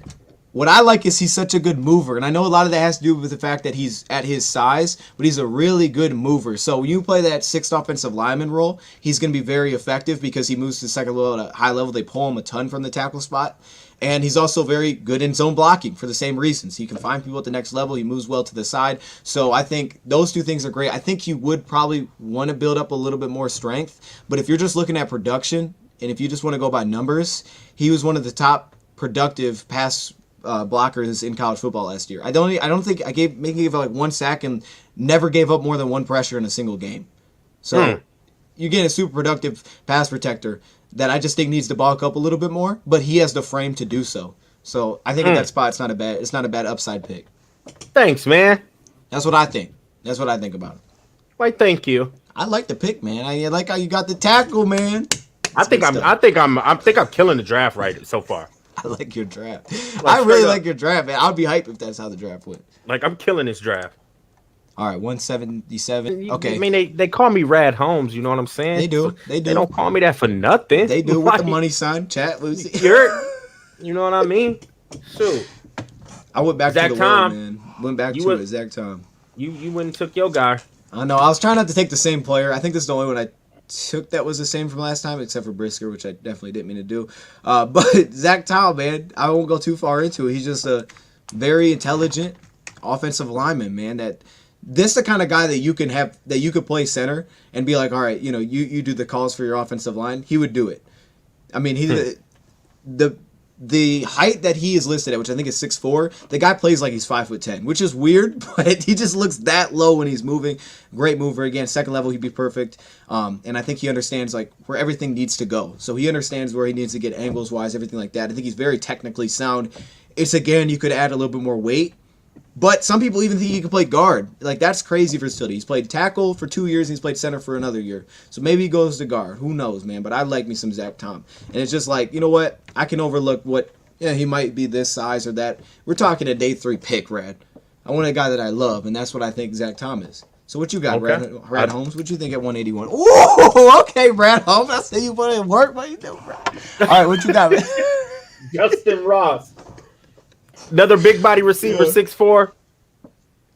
I mean, Justin Ross has good film. Dealt with injuries, but I think he's a great for that size. He runs really good routes. I really do. I think he runs really good routes. He has a big catch radius. He's good at jump balls. Things he needs to improve on is, I was gonna say, probably like availability, run blocking. Yeah, that's where I think Justin Ross. I don't think he's gonna fall there that far. But if he did, I think the Lions would have to pull the trigger. Man. And I don't really even want us to draft 2 wide receivers, but with him sitting there, I felt like it was just great value. Like, I don't think he's going to be there. I really don't. But I had to pull the trigger and grab another receiver because I don't truly think we need one more, need 2. Because because we are getting Cephas back. But it's let's just not the forget. value is through the roof. Yeah, it's the value. Like you just said, best player available. Like I felt like he was the best player available at that point, so I had to snag him. And once again, I'm killing this draft. Dude, I love you some Justin Ross. And even the availability, because I think it's a great point, because we know he had the spinal surgery, which is something that he was born with that showed up. Like, he came back and played with that. And it's not like it was during the season, like, oh gosh, he got hurt or something. Like, he played an entire year for that. So it gives me a lot of confidence going forward. I think he's one of the best route runners the class has. I think maybe speed has something to do with that, but we know he's played slot last year, but he also can play outside. Dude, I love that pick. Justin Ross is awesome. So I would love that. Why, thank you. Thank you. Yes. I like the draft. Is this thing showing up on the screen? Yeah, you there. I see you, Zach Tom. All right. Now we went back to safety. This is an interesting one. I don't know exactly how to pronounce it. Wait, safety again, Dose? Brad, Jaquan Brisker is not a pick. It's not. Oh, yeah. That's right. Yeah. That's Logan Hall. Bro. So I needed a second safety. So I went to Isaiah Polamau. I think that's how you say his name. Now, this is a big body safety. So we got Kyle Hamilton 6'4". This dude's 6'4", 200+ pounds. I think he's more than 200 sideboard, number 21. But I liked it because he can kind of just play a lot of different roles, which to me, if we have Kyle Hamilton playing as a split coverage, and we're in a nickel set, I can put him in as an extra linebacker, that's fine. Mm-hmm. You might be able to get versatile with both the guys. We saw a lot of pass coverage production. Specifically 2019, the guy had 4 interceptions. Now, last year wasn't as much of that. My biggest concern, and I hate doing this, but it's because he has a shoulder injury, so that's where I'm concerned, and it can be interesting going forward with him. But at his size, we've seen the ability to cover tight ends. He's a very fluid mover, and he's very willing to hit. It's just the shoulder injury really concerns me, especially for a guy that you slide into the box at safety because he's already undersized, so he's going to have to give a lot of effort to kind of stay off of blockers. So that's super concerning. But, again, I just kind of went with maybe upside with this one. You must take Thompson in the 6th or 7th. Goal lines. If he was there, I would have took him. I'll say that straight up. I would have took Skylar Thompson if he was there, but he wasn't there. But I know you've been on the train of that, so shout out to you because you have brought me around because if you keep bringing that up, forced me to watch him. I'm like, dude, yeah, I like him a lot. All right, Rad, what you got next? I took Neil Farrell, D lineman, LSU. Had a solid senior bout. What happened to the boy Smoke Monday? What happened to Smoke Monday, Red? I didn't see him. What happened to Monday? Hold up. That's fire. You see what I did there? What happened to Monday? What happened to Monday? You get it? Nah. Dang. Chat, does anybody get it? What happened to Monday? It's a movie. So, all right, we can get What happened to Monday? Hangover? No? No, it's the movie's called What Happened to Monday. Oh, never seen that one. Sorry. Hangover's good, but yeah, that's what it's called. I got us a fat daddy. 330-pounder can play the one technique, the nose technique, somebody to back up McNeil. Even though we do have Pennicini, I like Pennicini. I think he's pretty athletic to be that big. I'm not going to say he's a Lee McNeil athletic, but he did show some athleticism when watching him at the combine, the way he got up off the ground and moved side to side, things like that. Film was solid. He showed up at the Senior Bowl, did pretty solid. Mm-hmm. He's a 2-down player. I mean, he's not going to be out there for passing downs, but I think that's a good rotational player. I think he'd be great in case we didn't re-sign Pennicini, because that's not even one of Rad Holmes' guys. That was that other regime guy. But nothing against Pennicini. I do like him. I think he does his job pretty well. He's solid. But I had to grab him sitting there. Nick Farrell, Fat Daddy. Yeah. Beautiful. I'm killing the draft. If y'all don't give me A's on this draft, y'all smoking peyote. You guys do have to grade because they don't grade for us over here. Someone asked this is more. I don't know what's more accurate. Like I could say I feel like it's more accurate, but who knows? Because we don't know how the draft is going to go. I don't know if this is Justin true. Ross isn't at 181 in PFF. But I think PFF goes by their grades. I think they heavily go off their grades. So if a guy had higher grades, but maybe he's not remarked as high because he's, you know what I'm saying? Like if a guy has more upside. I don't know if it's true, but it feels like that's how PFF does it. I'm already here. I was about to show my last one. Oh, Rad, hold up, man. We about to get there. Who I got? Oh, I think I just gave away my last one. No one saw it. It's all good. I didn't see it. Jeremiah, I think he said Gamel. I don't know how to say his name. This is a North Carolina linebacker. This is why I asked you, Rad. I said, is this too small? 6'1", 225. No. So I haven't got a linebacker yet, which I was assuming Chad was going to kill me for, but it doesn't look like they're even worried about it, which is great because Nick Benito could play some of that. and now we got Jeremiah there. I feel like when we hit in day 3, it's like the things that you like, or maybe you take a guy that has, past, not injury history, but past issues off the field where you're concerned with. Here I went with someone that from what I've seen, I gotta be honest, I haven't watched too much of him yet. I've only watched like 1 or 2 games. But I think the movement ability, the coverage skills, he brings 3 down upside to me, which a lot of linebackers at this point, I feel like there's a lot of linebackers at this point you could just be saying, oh, he's a 2-down linebacker. He's good there, but he's just a 2-down linebacker. I think Jeremiah brings more 3-down upside. So like a guy like Chance Campbell out of Ole Miss, I was like, oh yeah, he's great downhill, but he doesn't play on 3rd down. Either he don't play on 3rd down, or he doesn't drop into coverage. Jeremiah can do that. So that's why I took him at 217. Ready for your final pick? Hold on, John. NFL Network. I don't really watch him, but he just said Lions must trade with the Eagles from 2 to 19. Oh my gosh, they're nuts. We're not just getting number 19. You're gonna need to throw in 15, 16, and 19. Like, who do they think we is, bro? We need at least 2 of those. We need at least 2, and then he can give us some mids. Why not 3, like you said? No, I mean, if they gave us, let's say they gave us 16, 19, they gave us a couple mid-round picks and next year's first-round pick and a mid next year, we might. I'll take that. I'll take that. Yeah, I want some second rounds. There's a lot of gems sitting in that. Excuse me. It's a lot of gems sitting in that 2nd and 3rd, dog. Day two, I'm all about. We was talking backstage. Day 2 is my favorite day of the draft. That 2nd and 3rd round. Yeah, I'm ready. It's a fun round. All right, Red, who you got? I did it again.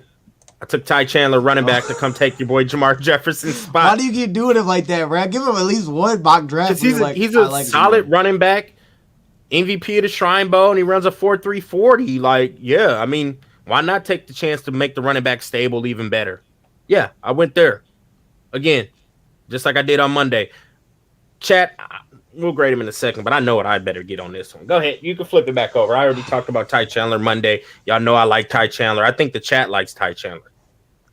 You like Ty Chandler. You're just scared that he would take Jamar Jefferson's spot. I don't want to take Jefferson's spot. All right. That's our final pick. I didn't get a lot of D linemen, but I guess I technically did with Logan Hall. That's where I got messed up, because like, why don't I have any D linemen? That's because I took 2 safeties, which jacked it all the way up. But I'm still not mad about this pick. Maybe I could have went a little different. Maybe I could have went quarterback or another receiver. Maybe I would have did another receiver, but I'm not mad. Michael Clements out of Texas A&M. He's 270. He's got a lot of size. He's played inside, outside. The run defense is where he's shown effectiveness. And I also think he's shown a pretty deep amount of pass rush moves. It's just some of the fluidness is lacking a little bit. He's got a nice first step. It's just he's really high cut. You know, he's just a really tall, kind of like Logan Hall, kind of tall guy on the edge.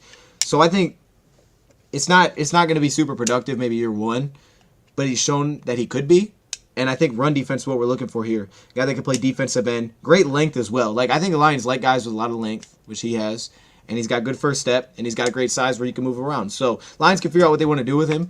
But a lot of people, I think, look at him as a very underrated gem in this draft. So I like it. Michael Clements, defensive end out of A&M. We talk about DeMarvin Leal. I think that's how you say his name. Let me get Michael Clements in there now. All right, Rad, those are our mocks, man. How you feel about how yours went?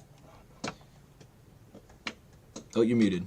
But why am I muted? Did you mute me? I didn't mute you. Did I mute you? Go ahead. Rad, you're muted. Go ahead. I'm still muted? No, you're good. You're good now. How dare you mute me? I didn't mute you, Rad. Oh, you pulled your draft back up. Okay. So how do you feel about it? Get the grade. Rad, you were muted. I mean? You got to restart. I'm muted again? Rad, why do you keep muting it? Hey, chat, can y'all hear me? Okay, now you're good. You're good. Hello. You're good. Break it down, Rad. What'd you feel about your draft? Oh, see. Okay, let's go. Okay. Kyle Hamilton, we had to pick Kyle Hamilton. That was the rules of the draft. You got to pick Kyle Hamilton at 2 and play off of that. Traylon Burks, DeMarvin Leal, Channing Tindall, Tyreek Smith, Kellen Deesh, Justin Ross, Nick Farrell, Ty Chandler. Rad gets an A-. I see an A-. Did it fall as you wanted to after the Hamilton? Do you feel like you supported the Hamilton pick well with the rest of your draft? 100%. I got us a safety, a chess piece. I think he's a chess piece on defense. I don't just gonna consider him a high safety. He's a chess piece. Traylon Burks, yep.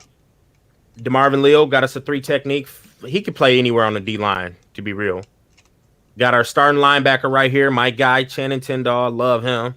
Another edge, developmental edge that can be a rotational guy. There's your offensive tackle you wanted, he's really good at pass blocking. Another receiver who shouldn't have fell to us, but he did. So I just had to pull the trigger. We put that pick in within 30 seconds. Like I told them to run that up to Buddy. B plus. Whoa. Rag got a B plus. I better see nothing but Hungry A's. Panda's taking a whole shot at me with this one. I see you, Hungry Panda. I'm getting A minuses. I could take the A minuses. They gave he you didn't an like F, the but 97 pick. This is the point of the draft. You have to take that because we don't know who we have to take Hamilton. So we have to play off it. We have to take Hamilton. Monday we did. You had to pick Kayvon Thibodeau. This one we did Kayvon. Rad equals a S. No, we didn't. Yeah, we you did. took Kayvon. I took George. Oh, that was the free fall. That was Monday was our free fall. No trade. Yeah, I went Kayvon. You did take George. Ooh, I guess an S. Is S good? Like satisfactory? Is that what that is? S is super. Super. Okay. Super. Splendid. Superb. S is for superb. What do we know of Brad's history? How he do? What he did in his draft pick history? We actually did a whole video on that. Q. We did what was it? When he was with the Rams. I don't know exactly what it's called, but we did a whole video breaking down his history, what positions he likes to draft, where I guess where the Rams drafted him, how he was part of building the Rams. So we went through all of that, man. I actually have the numbers if you want me to pull them up. But Rad, overall, I like you. It looks like A minus feels like the grade that you're getting for this one. I'm not mad at that. I'll take the A minus. Here we go. I can pull this up real quick before I start. S is for stupendous. Oh, perfect. Goal Lines gave you a C. He said that was average. He said you can do better. You know what? Dang. No comment. No. It's all right. He's trying to make you better, Rad. That's what it is. Here's a nice little image I can. Brad Holmes always drafts well. Okay. So this is kind of an interesting way to look at it. What kind of positions he drafts? Heavy D line, obviously super heavy. 11 picks there. And it has the average round. Running back was the thing that stuck out because he drafts a lot of running backs. Round 3, they drafted 6 running backs when he was there since 2013. And then you could see safety as well. They drafted 8 since 2013, average round being 4. And they found some starters late. So we'll see what they do with this one. But we know they like safety. All right, Rad. I like it. Brad Holmes. I'm going to throw up mine one more time. And then we'll... Dang. Okay, there we go. Were yours? Yeah, here's I appreciate y'all giving me nothing but A's. Thank you. Just imagine that this one does not say Jaquan Brisker. Imagine this says Logan Hall, defensive lineman. You about to zoom in on it? Oh, is it small? Yeah, it is small. Imagine this says interior D lineman out of Houston. All right, and then the rest of it's fine. The rest of it goes well after that.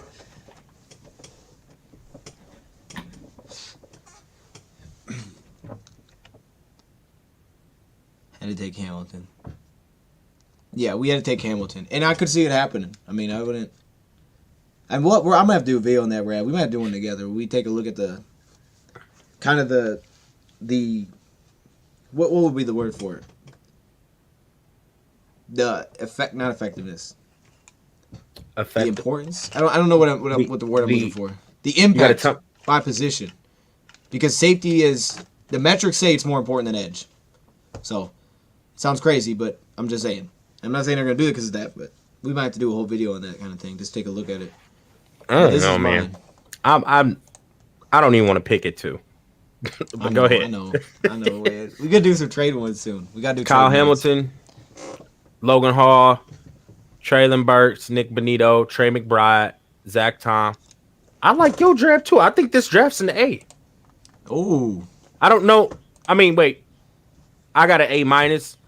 Yeah. I don't know about them back end picks. I like my Why not? Because I got at 181 for me, I got Ross, bro. And then Ty Chandler instantly becomes the fastest running back on our team.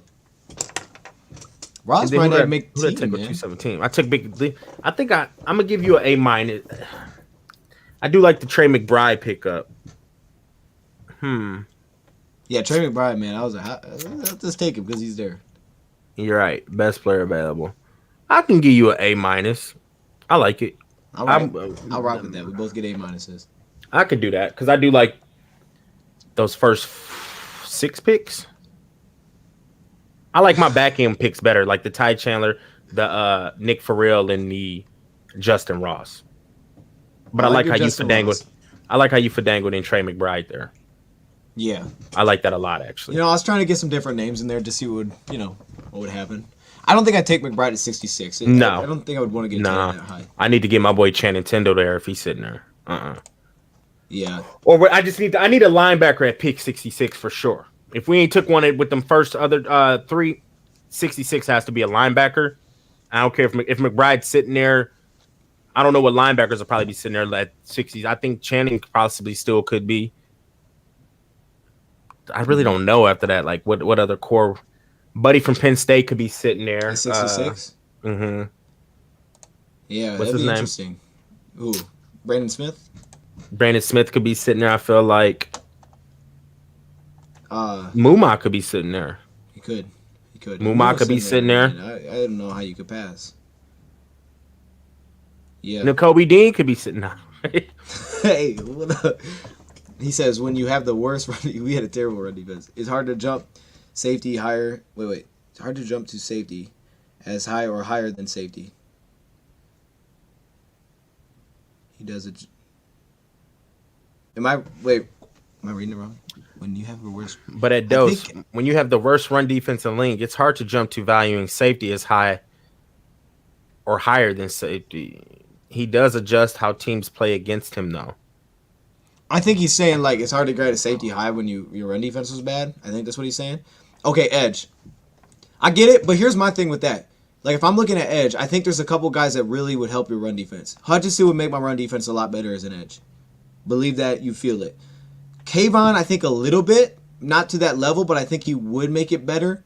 But with our guys, because here's my thing. Like, if Romeo's going to start next year, Red, do you think Romeo starts next year? He's the biggest lock to me to start next year as long as he's healthy.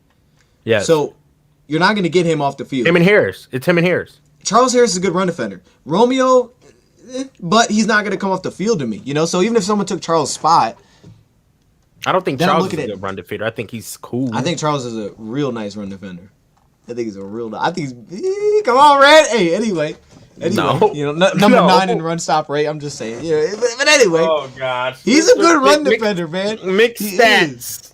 He is a good run defender. Gosh. Got mixed stats. No, I mean, oh Lord, I about broke my mic. I think George would help your run defense a lot. Who else would be a top edge up there? Trayvon Walker, he could help you run, but he hasn't shown consistency helping you run. So I get what you're saying, but honestly, like if you came back and you hit a defensive lineman in an interior high, that would help your run defense a lot. Like what I think we need to get our run defense better. McNeil showed he can help our run D. Brockers will always be a solid run defender if good run defenders are around him. Davis. Charles is good. Jordan Davis would help, but if we got another interior run defender or Levi takes the next step, which is necessary, he would be the huge piece because I think Levi's starting next year. So Levi's just got to step up. If you're going to have him on the field, he better step up. You could argue linebacker, but it just depends on the type of linebacker. So I'm with you. Like I'm all for defensive line. I don't know. It's hard. I'm all for defensive line, but I think it's just a lot of guys just need to be better next year. Specifically Levi, he has to be a better run defender. Because if Levi, if you're going to... You can't have Levi on the field and then have him play bad run defense because our whole run defense is going to suffer because of it. Aiden Hutchinson to me would make the biggest impact as an edge for run defense consistently. Now he said, what did he say? Hamilton is going to be a deep guy. I mean, he'll have enough versatility to do it, I think, without a question. Like, it's not his strong suit from the film I remember going through, but if Tracy can do it, I think he could absolutely do it. He can cover just as much ground, if not more, than Tracy Walker. And if you honestly look at, I think one of his picks against Florida State, he was playing a deep safety role. I think he played the deep safety role in the one interception against Florida State. May have been slot. But I know he had 2. I think one of them was from the deep role. So I think he could play the deep role. And it's not like I'm consistently asking him to do that. I'm playing split coverage with drops after the snap, which is where I think Brisker can play deep. But honestly, I like Brisker. Kyle Hamilton might be better as a deep safety than Jaquan Brisker because I think that's where Brisker struggles. Is Brisker gives a lot of cushion when he's playing the deep role. I think Brisker is better in underneath zone coverage. And my thing with Hamilton is you want to get as close to the ball as you possibly can. I agree with that. But it's not like I don't think he can play the deep role. He's not a linebacker. Like, for anybody saying he's not a linebacker. No. Not a linebacker. He didn't play linebacker in college. I think he's a chess piece, bro. You move him around. Sometimes he's playing hard. Sometimes he's playing in the slot. Sometimes he's rolling down. He's doing underneath coverage. Like, I think he needs to be a chess piece for us. Sometimes he's blitzing. Yeah. But, I mean, I don't even see think we're what going to Eric's land. saying, We too. just need to trade back because the guy we need and the guy I want us to get, only way I think we're going to get him, though, is if we move back. Who's that? Petrie? My guy, Jalen Petrie, baby. So let's do this. Let's go to our sleeper hour. Who's the guy that's not getting enough attention? That My should guy, be getting Jalen attention? Petrie. Okay, let him know. He's a dog, baby. He is a dog. We don't know what position he plays. I don't know what position. He's positionalist. He's a slot corner. No, he's not a slot corner. He's Honey Badger 2.0. And I want him on the Lions, bro. He's a playmaker. He's disruptive. He's always in the backfield. He had 18 tackles for loss this year. He led the Big 12 in tackles for loss.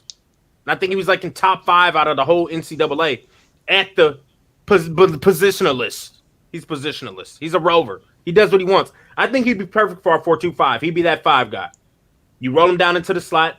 He would be taking A.J. Parker's spot. Hey, it is what it is, Playboy. Would he though? Would he though? Because Well, you, AJ I mean, Parker- you're gonna have multiple guys playing in the slot, right? So Well, the 4-2-5, you only gonna have that. I mean, actually, you're right. He'd be our rover. You could have multiple guys. You could playing in have the him. slot. You're right. Yeah. I want him because he just reminds me of Honey Badger. The guy can blitz. He plays with reckless abandonment. He's a ball hawk. If you watch him, you can't not just see Honey Badger. He reminds me of Honey Badger, bro. And I think he can play high safety sometimes. He didn't do it a lot last year. He only had 14 snaps high. He was in the box 122 times. And yes, he did play slot the majority. He had 600 snaps at the slot. But Jalen Petrie, I don't feel like is getting enough respect, man. Like, if you put on the film, he looks just like Honey Badger. I mean, he was a little thicker. He's 6 foot 190 something, but I think he's a do-it-all guy, man. I would love to have him. That's another chess piece we could have on our defense to where you don't know if this dude's blitzing or not because he can still cover. He's good in zone drops. His man, he can cover in man. I'm just super high on Jalen Petrie, and I want to figure out a way we can get him.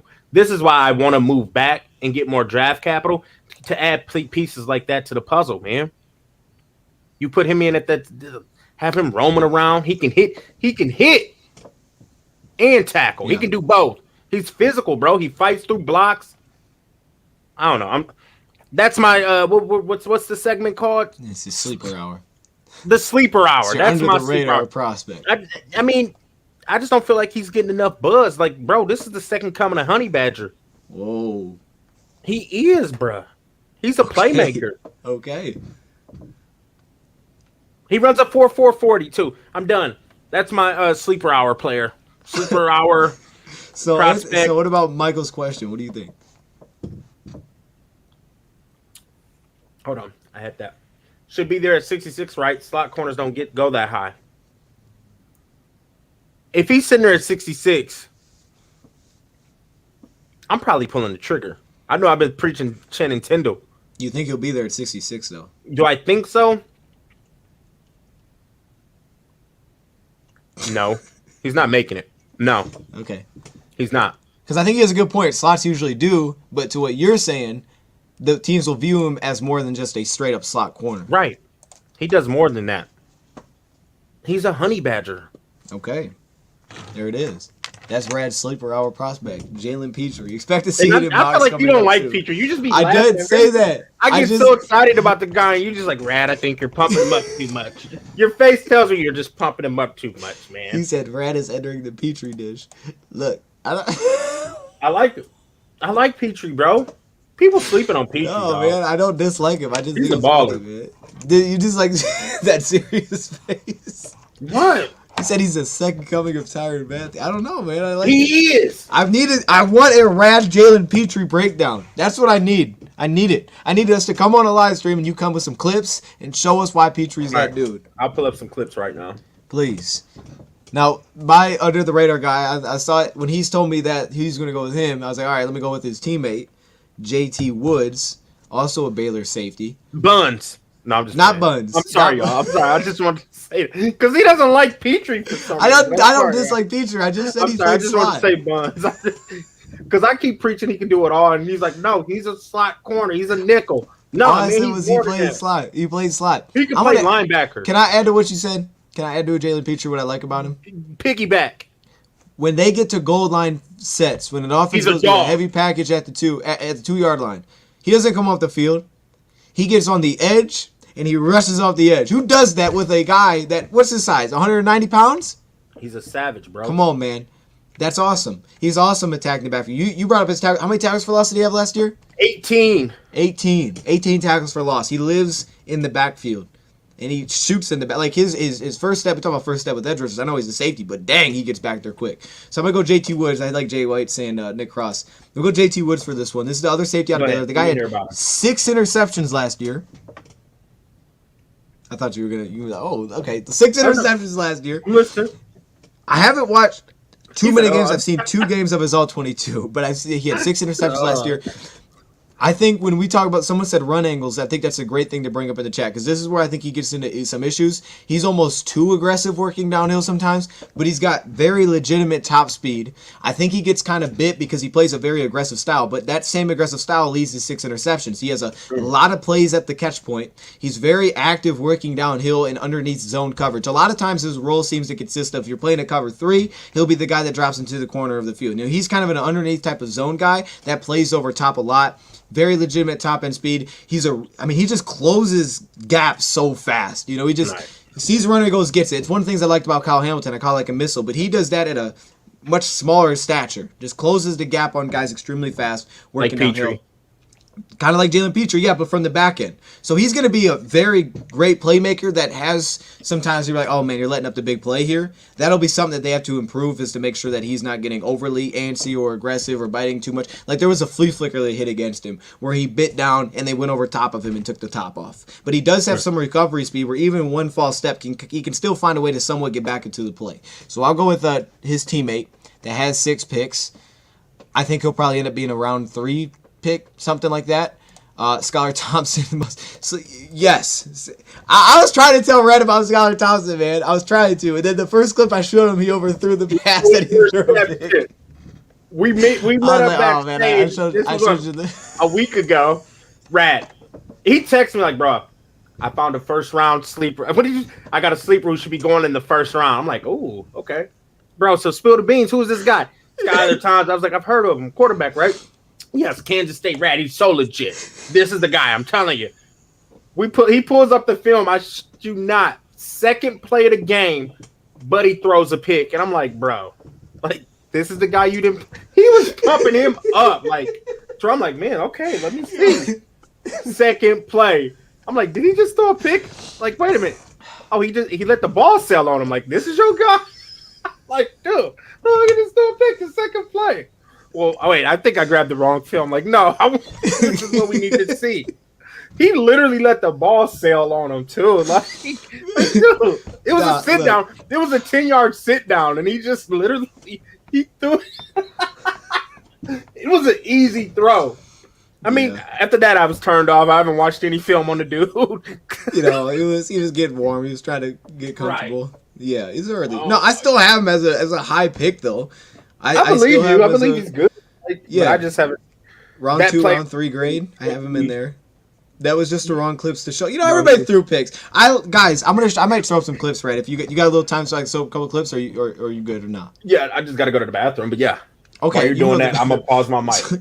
I went and I pulled up some Malik Willis because I've watched more film of Malik Willis than I have on any other player coming out in this draft. So I went back and I pulled it back up.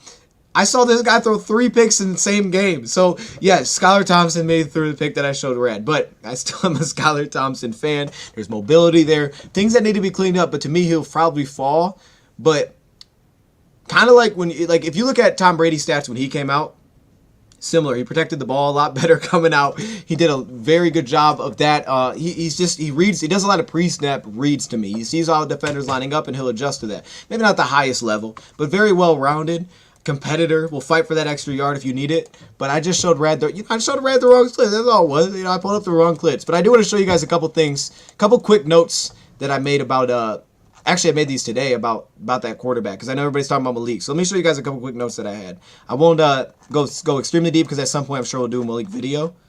But just a couple that I wanted to show today. And Malik's got a lot of good. He's got a lot of good and he's got a lot of bad. Let me show you a couple things that I took a look at today because I can pull these up on stream and not get copyrighted, I'm pretty sure, which is great. Let me pull these up real quick.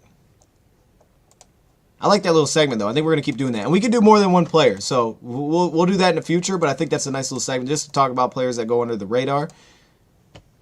Where's he at? This one. Actually, this is the first time I watched him play in this game. I've seen him play in all the other games. This is the first time I got to see him play against Louisiana Monroe. Let's just say it wasn't his best showing. But he did make a lot of great plays, which I love. But after talking to a scout, breaking it down, what to look for, things like that, I got a much better appreciation of what to actually look for in quarterbacks, what takes development, things like that. And I think it's helped. So let me show you guys one play right here. Let me pull this one up. I'm back. All right on time. Yes, you were right. Yes, I think we should keep doing that sleeper hour. I love it. For sure. Shout out to the chat, man. We appreciate y'all tapping in. They've been pumping and jumping. So this is a Malik Willis play, and I had a couple that I thought I could throw in here. So this is the first one we're gonna take a look at. This was a rough game. It went bad. It went from okay to really bad really fast, and it was like a couple times I was like, ugh, that's tough. One thing to look for, I think, with quarterbacks is definitely look for what I was told. Look for what they do after they make a bad play. They have to make a turnover. What do they go to? What I noticed with him, what does their offense coordinator call after a bad play? He calls a quarterback run. So keeps it in his hands, but it doesn't go to a pass. It goes to a quarterback run. This is the first play I wanted to show. Get him back comfortable. Yes. Like, all right, let's not throw it. Let's try a run play. Okay, let's do something like that. This is a bad decision here. I don't think this actually counted. I'm pretty sure it was a flag, but this kind of thing is not good. It's a very, and honest, I'm gonna give him credit because I think there's quarterbacks that do this much worse. There's some quarterbacks that really just they won't throw the ball away. He will throw it away, but this was a very bad decision. It's one thing that I noticed with him right here. Okay, so now look what you're getting. To me, this looks, Rad, give me your thoughts. You're kind of giving almost like, here, let me back it up a little bit. Back it up a little bit.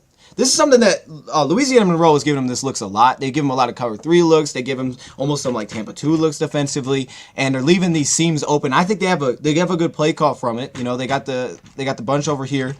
They're going to pull this guy out, and you could see where the hole opens up. They had this happen a lot in this game. What I noticed with Malik Willis is played like this. He sees it, but he takes a second between throwing it and seeing what's actually open. It takes him a second between making that decision. He sees it here, but he doesn't let the ball fly behind the linebacker. He'll hold it, pat it, give it a second. He's like, hey, I'm here. And what concerned me, it concerned me because this showed up over and over and over. Now, I'll go to the last play in a second because the last play he throws it and he throws a pick because he's still delayed. But then it's, of course, just a decision at the end here. Usually he throws this away, so I was like, okay, let's throw it away. But you see how the guy put his hand up and he trusts that and he just threw it blind. I don't even think he was looking. Golfer would have threw him open right there. Like, he knew the seam was coming open. Like, they were in cover 3. The seam was coming open. Exactly. I mean, we've seen it developing. It's an immediate response. If you see cover 3, you look seams, man. Because now, did he have pressure in his face right when it was happening? No. Did we know? No. Right there, the ball should have been out. It should have been out, and I saw this a lot in this game. And then this decision at the end was rough. He's not that good, and we bet not draft him. I know we're not drafting him. He's just getting a lot of hype, bro. He's mobile, cool. Let's go to this play. This is the final play. All right, they're working in. Open. They still got a chance to win this game, Red. I think this is a tie ball game. I think at this time. Louisiana Monroe, he doing that against man. If he went against Bama, Red, God. watch the coverage look they give him on this play now, Red. Look at this. Looks similar, huh? See, it is very similar cover. Yep. And they're leaving the same spot open. Now this time, you can see he sees it. He saw it last time. He sees it again this time. But you see that hesitation between letting the ball fly, between the gap, trusting that I'm going to hit this pass. If you throw the pick and you trust that it's going to be there, I'm cool with that. But it's that extra split second. It's the mental release that he has that concerns me. It's stuff like this, the extra pump, the extra throw, and then he throws it right over his head and he throws a pick and ends the game. I wouldn't even do that. Why did he throw that ball when he had a drag route? Go back. I thought I seen a drag coming from top to bottom of the screen. I would have hit that. He probably did have a drag. Probably time-wise. That seam wasn't open just because he had two people that could break on. Right there. Little check down. Yeah, he could have done that too. They were all back. Either do that or he waited. But honestly, bro, like, throw this now, man. Like, get this ball out earlier. I think you got to put it behind him earlier. There's just a little delay with him, and he doesn't always step into his passes. Watch from the other angle. He doesn't always step in his passes, and that's not a bad thing. Some quarterbacks don't. Some step into it. Some give him more of like a twist when they throw it. He doesn't always step into it. He can kind of just stand there and just chuck it. And you get a throw like this, just straight over his head, man. And we know we've seen inconsistencies, but that's what concerned me about this one is there was just a lot of picks, And it was just like, you keep getting the same look. I want to see you adjust to it. And it's like, you're Right. just throwing, you're not adjusting fast 3. enough. Yeah. So that's Play just something some- I wanted to point Play a out. little bit of Madden. They can teach you how to beat cover 3. Right. What? Right, Real talk. Yeah, hey, look up QB school. He'll teach you how to beat cover 3. I don't know. It's just like when you see the same thing, I want to see you adjust to it. And if it's just you're making it just, I don't know. It just feels like he's a second late with a lot of things. And yeah, he does need development, no question. Like, that's always been the case, though. I don't want him. I don't want him. Right, were we not saying this for a lot? Like, he's raw. Like, it's not just something that's like randomly put out. Like, it's legit. The guy needs a lot of development. A lot of man. work. He does need He a has lot a of work. strong arm. Everybody got pumped on that pro day because he's throwing deep balls. Like, all these quarterbacks can throw deep balls, but he's not throwing guys open. He don't know how to read through his progressions, read coverages. He's just a raw athlete playing quarterback. He'll get drafted. Somebody's going to take him in the first. I just hope it's not Detroit. That's And not, look, Brad, that's why we're lucky.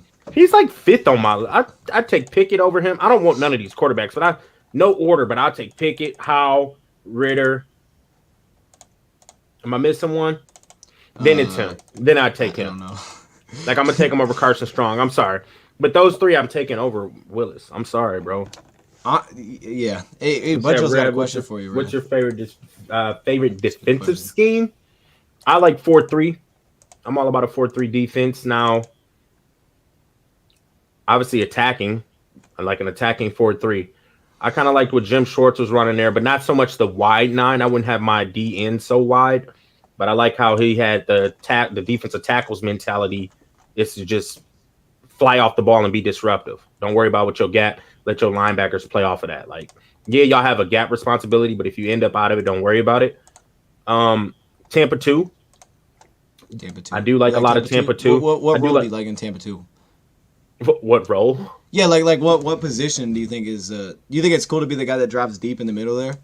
The middle linebacker. You said you were a cover. Yeah, you said you were a coverage. I mean, I've done them all. I did it where you the wheel and you just got the seams, the deep so middle. What do you like best in that? I think to me, I like covering that deep middle. That's what I was Like, thinking. Yeah. You just gotta, if you read its pass, just get on your high horse and look for the second receiver in. Like, that's it. You don't got to worry about, like, if anything come across that middle. Like, I've got an interception against Nevada in the cover 2. Ooh. So Okay. I like cover 2. I like 3. I like 4. I just like a base 4-3 defense. We can draw up some blitzes out of that and things like that. But no, I want to be in a 4-3. Mainly, been on the primarily zone, though. I like to run a little bit more zone than I would man. I would sprinkle in some man, obviously. Okay. But you got to hide it as if you're in cover 4 or cover 2. Just your safety's got to be good at disguising. But base 4-3 for me. I'm happy the Lions are going to a 4D lineman. I like that much better than a 3. Red was the happiest guy when he would go to 4-3. He's been talking about that for so long. Because I already thought we had the personnel to run a 4D line. Because I think Levi is better at a 3 technique than he is what we had him playing last year. I think he's a 3 technique, and I think he's going to flourish this year. McNeil can play any one of them. Like, he's just a dog. But now I feel like we need to get some, like, we don't have a strong side in yet, the one who's going to line up on that tight end side, because he's going to have to set the point of attack, though, when it's some run. Nah, man, I played in the early 2000s. We can't look up. YouTube wasn't out. Highlights. No, YouTube wasn't out. But you can't watch Rat. I've done it. You can watch the full games. What was that bowl game you guys played in? Who was that again? The poinsettia ball. Yeah. You can find that on YouTube. I've seen that. My junior year. That's fire, man. You don't ever go watch that? Nah, I like you years ago. You watched it recently. I haven't. You watched it last night. You did? Do you see that laugh? Y'all see it. Skylar Thompson, your boy. Yeah, so this is... I just clicked a random time span, but I remember this is something I didn't know was a problem with him. There's a lot of quarterbacks with these small hands, man, but for him, I think this is where he gets in trouble right here. See how when he takes off, he doesn't keep 2 hands on the ball? This is where I think Goff really improved is this. He doesn't always keep 2 hands on the ball and stuff like that happens. That is something I definitely noticed. But let me go back real quick and see if I saw something else in there real quick. Oh, gosh, my AirPod's about to die. Yeah, that's not even a blitz. They just got after him. Now, that's one thing with Malik, though. Like, bro, hey, their offensive line was kind of whack. Like, Syracuse, they got killed. Ole Miss, they got killed. I mean, it's expected. You're at Liberty, but I'm just saying.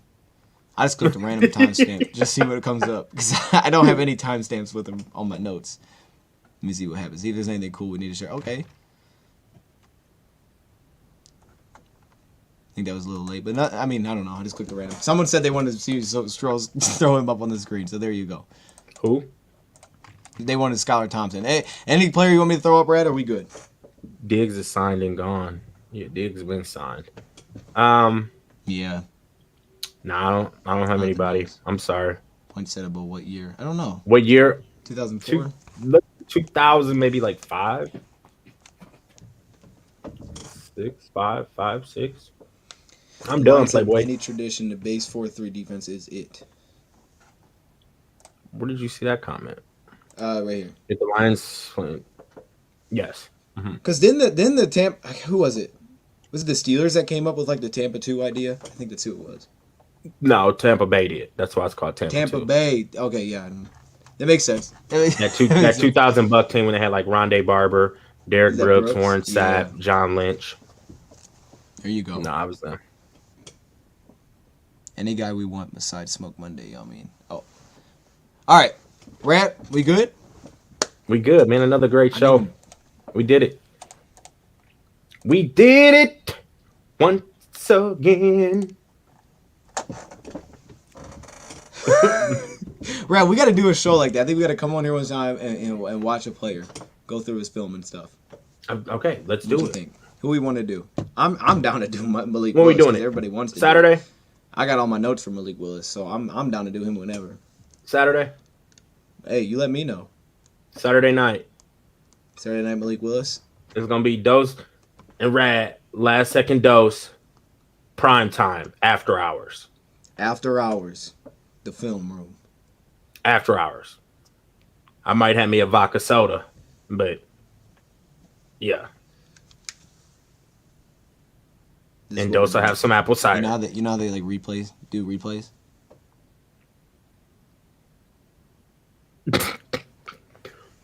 Words of confusion? You got any? Where's the confusion? Give it to him, Red. Let him know. You're flowing, man. You got it. Nah, it's on you. I asked you. Ask me what. If you had any words of confusion. So we'll be back with some film. I guess we're gonna Tito's be and a doing. Red Bull. I'm going Tito's and a soda with some lime in it. Oop. A little soda water kind and of some soda? lime. What No, kind of no, soda? just soda water, sparkling water, nothing. That's. I don't need no flavor. And you just throw some limes in there. Nah, you can't get soda water. That's nasty. 100%. Tito's with some soda water and some lime. I do a muddled lime when I'm at the bar. I'm not about to muddle a lime myself. I'm just gonna squeeze some lime in there and let's get it popping. Oh, but Joe came through clutch One guy at on the offense, end. one on defense, once a weekish. I like that. I think we should do a segment like that. Come in with a player and break it down. Let's do it. All right, Malik Willis But is Joe up next. came in at the end right there. Oh. Thanks again, guys. Appreciate you, fam. We appreciate you. You heard? I like it. Appreciate you, Bud Joe. Thank you for it, man. Everybody that's been in here, the support. Do you take your lunch or walk to work? We're so confused. That is confusing. We might have to end it with that. The words of confusion by Ken. I liked it. All right. We'll see you guys soon. And we out.